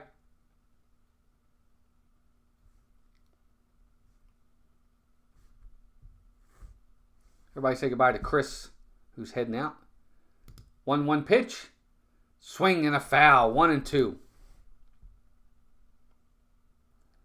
Oh, Cowser gave chase, but nope, it gets into the stand. So 1-2 count on Sean Murphy. So here you go. Kimbrel's got him right where he wants him. Doesn't necessarily have to throw a strike here. Yeah, fingers and toes and eyes and anything else, legs, cross everything. 1-2 pitch. Checks it. Nope, he checked it. 2-2. Good pitch there by Kimbrel. See if he'll chase. But he didn't. So 2-2. Good take. Good take by Sean Murphy. But can't walk him now. You got a 2-2 count. Want to get him here. You don't want to run it 3-2. Here's a 2-2 pitch. Swinging a check swing. Ground ball right back to the pitcher. Lob to first. That is the first out in the inning, folks. 1 out in the top of the 9th. Again, for those that don't know, tomorrow morning, 9 a.m., another one of our familiar and very popular Baseball Hall of Fame profiles will be coming out. Be sure to check that out at 9 a.m. They'll have another one on Friday. And then, of course, we'll be back hopefully Monday if we're able. Monday for our Orioles Weekly, and then next Wednesday for our Game of the Week. Here's Kalenic. First pitch to him. Swing and a foul. 0-1. I'm gonna look to make some more Orioles videos, just conversational baseball talk videos. I have a couple ideas for some stuff I want to talk about that I think will be interesting, and hopefully you guys will be seeing them coming out soon too. Kimbrel set. Here's the 0-1 pitch. Swing and a miss. He challenged him. 95 right down the middle, and it's strike 2. So Kimbrel is ahead in the count. 0-2. He's at the belt. He's set. 0-2 pitch. Strike 3 on the inside corner. It's a strike. Kalenic is not happy, but that was a strike. It's inside the zone for strike 3, and the Orioles are 1 out away from another win. Now, Kalenic thought it was inside, but that ball gets the plate, and it's strike 3. He can argue, but he's out. That'll bring Arcia to the plate. He's the last chance for the Braves. Nope. Kimbrel's going to step off, and Rutschman's going to go out and talk to him for a minute. Wow, how about that? Kimbrel gets the first 2 outs. Let's see if he can get another out. 26 likes on the day. Not bad, gang. Not too... 27 likes. Not too shabby. 17 of you watching, too. That's amazing. I notice I always get a lot of watchers late as the game's about to end. I don't know how to take that. So Arcia is set. Kimbrel set. First pitch. Swing and a miss. Strike 1. Wow, he's amped up tonight. Man, Kimbrel's throwing 96, 97. Holy cow. Kimbrel is set. He's at the belt. The 0-1 pitch. Curveball, strike 2. Arcia was not ready for that. He had his knees buckled. 0-2 count. Here we go. Right here now. We are 1 strike away. Kimbrel's at the belt. Here's the 0-2 pitch. Swing and a foul back. Arcia stays alive. We're going to do it again. 0-2. Thank you, guys. We got the 27 likes. That's not bad. We almost got to our 35 goal. Not too bad. Kimbrel is set. Fans are up. Here's the 0-2 pitch. Swinging a fly ball center field. Mullins is in, and he's got it! And that, my friends, is the 3rd out, and the Orioles take the first 2 games of this series against the Braves with the big 2-run home run by Colton Cowser in the bottom of the 8th inning, and the Orioles come away with a 4-2 win. What a win by the Orioles. Holy moly. That was pretty awesome. Yes, it looks like from what I'm seeing, I think Keegan Aiken will get the win. Kimbrel will get the save. And the Orioles, again, just incredible game. 4 runs, 9 hits, 1 error. 2 runs, 7 hits, 1 error for the Braves. Excuse me. And that, my friends, is your game. Orioles win another one. They're going to go for the sweep tomorrow. 6 in a row they've won. This is fantastic. Man, thank you, everybody, for joining us. Subs, thank you for all the new subscribers for coming in. To all of my mods, great job. You always do a wonderful job. You guys are amazing. Thank you to mods for all you do. Thank you for anybody that chatted, even if you didn't chat. If you're in the background and you're just ninja watching, thank you for ninja watching. I appreciate you guys.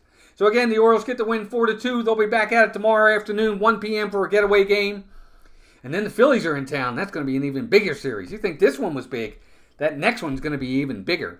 Guys, thanks for being here. Appreciate you all very much. Keep rooting for your team. Keep rooting for those O's. And take care of yourselves and each other. Have a great night, everybody.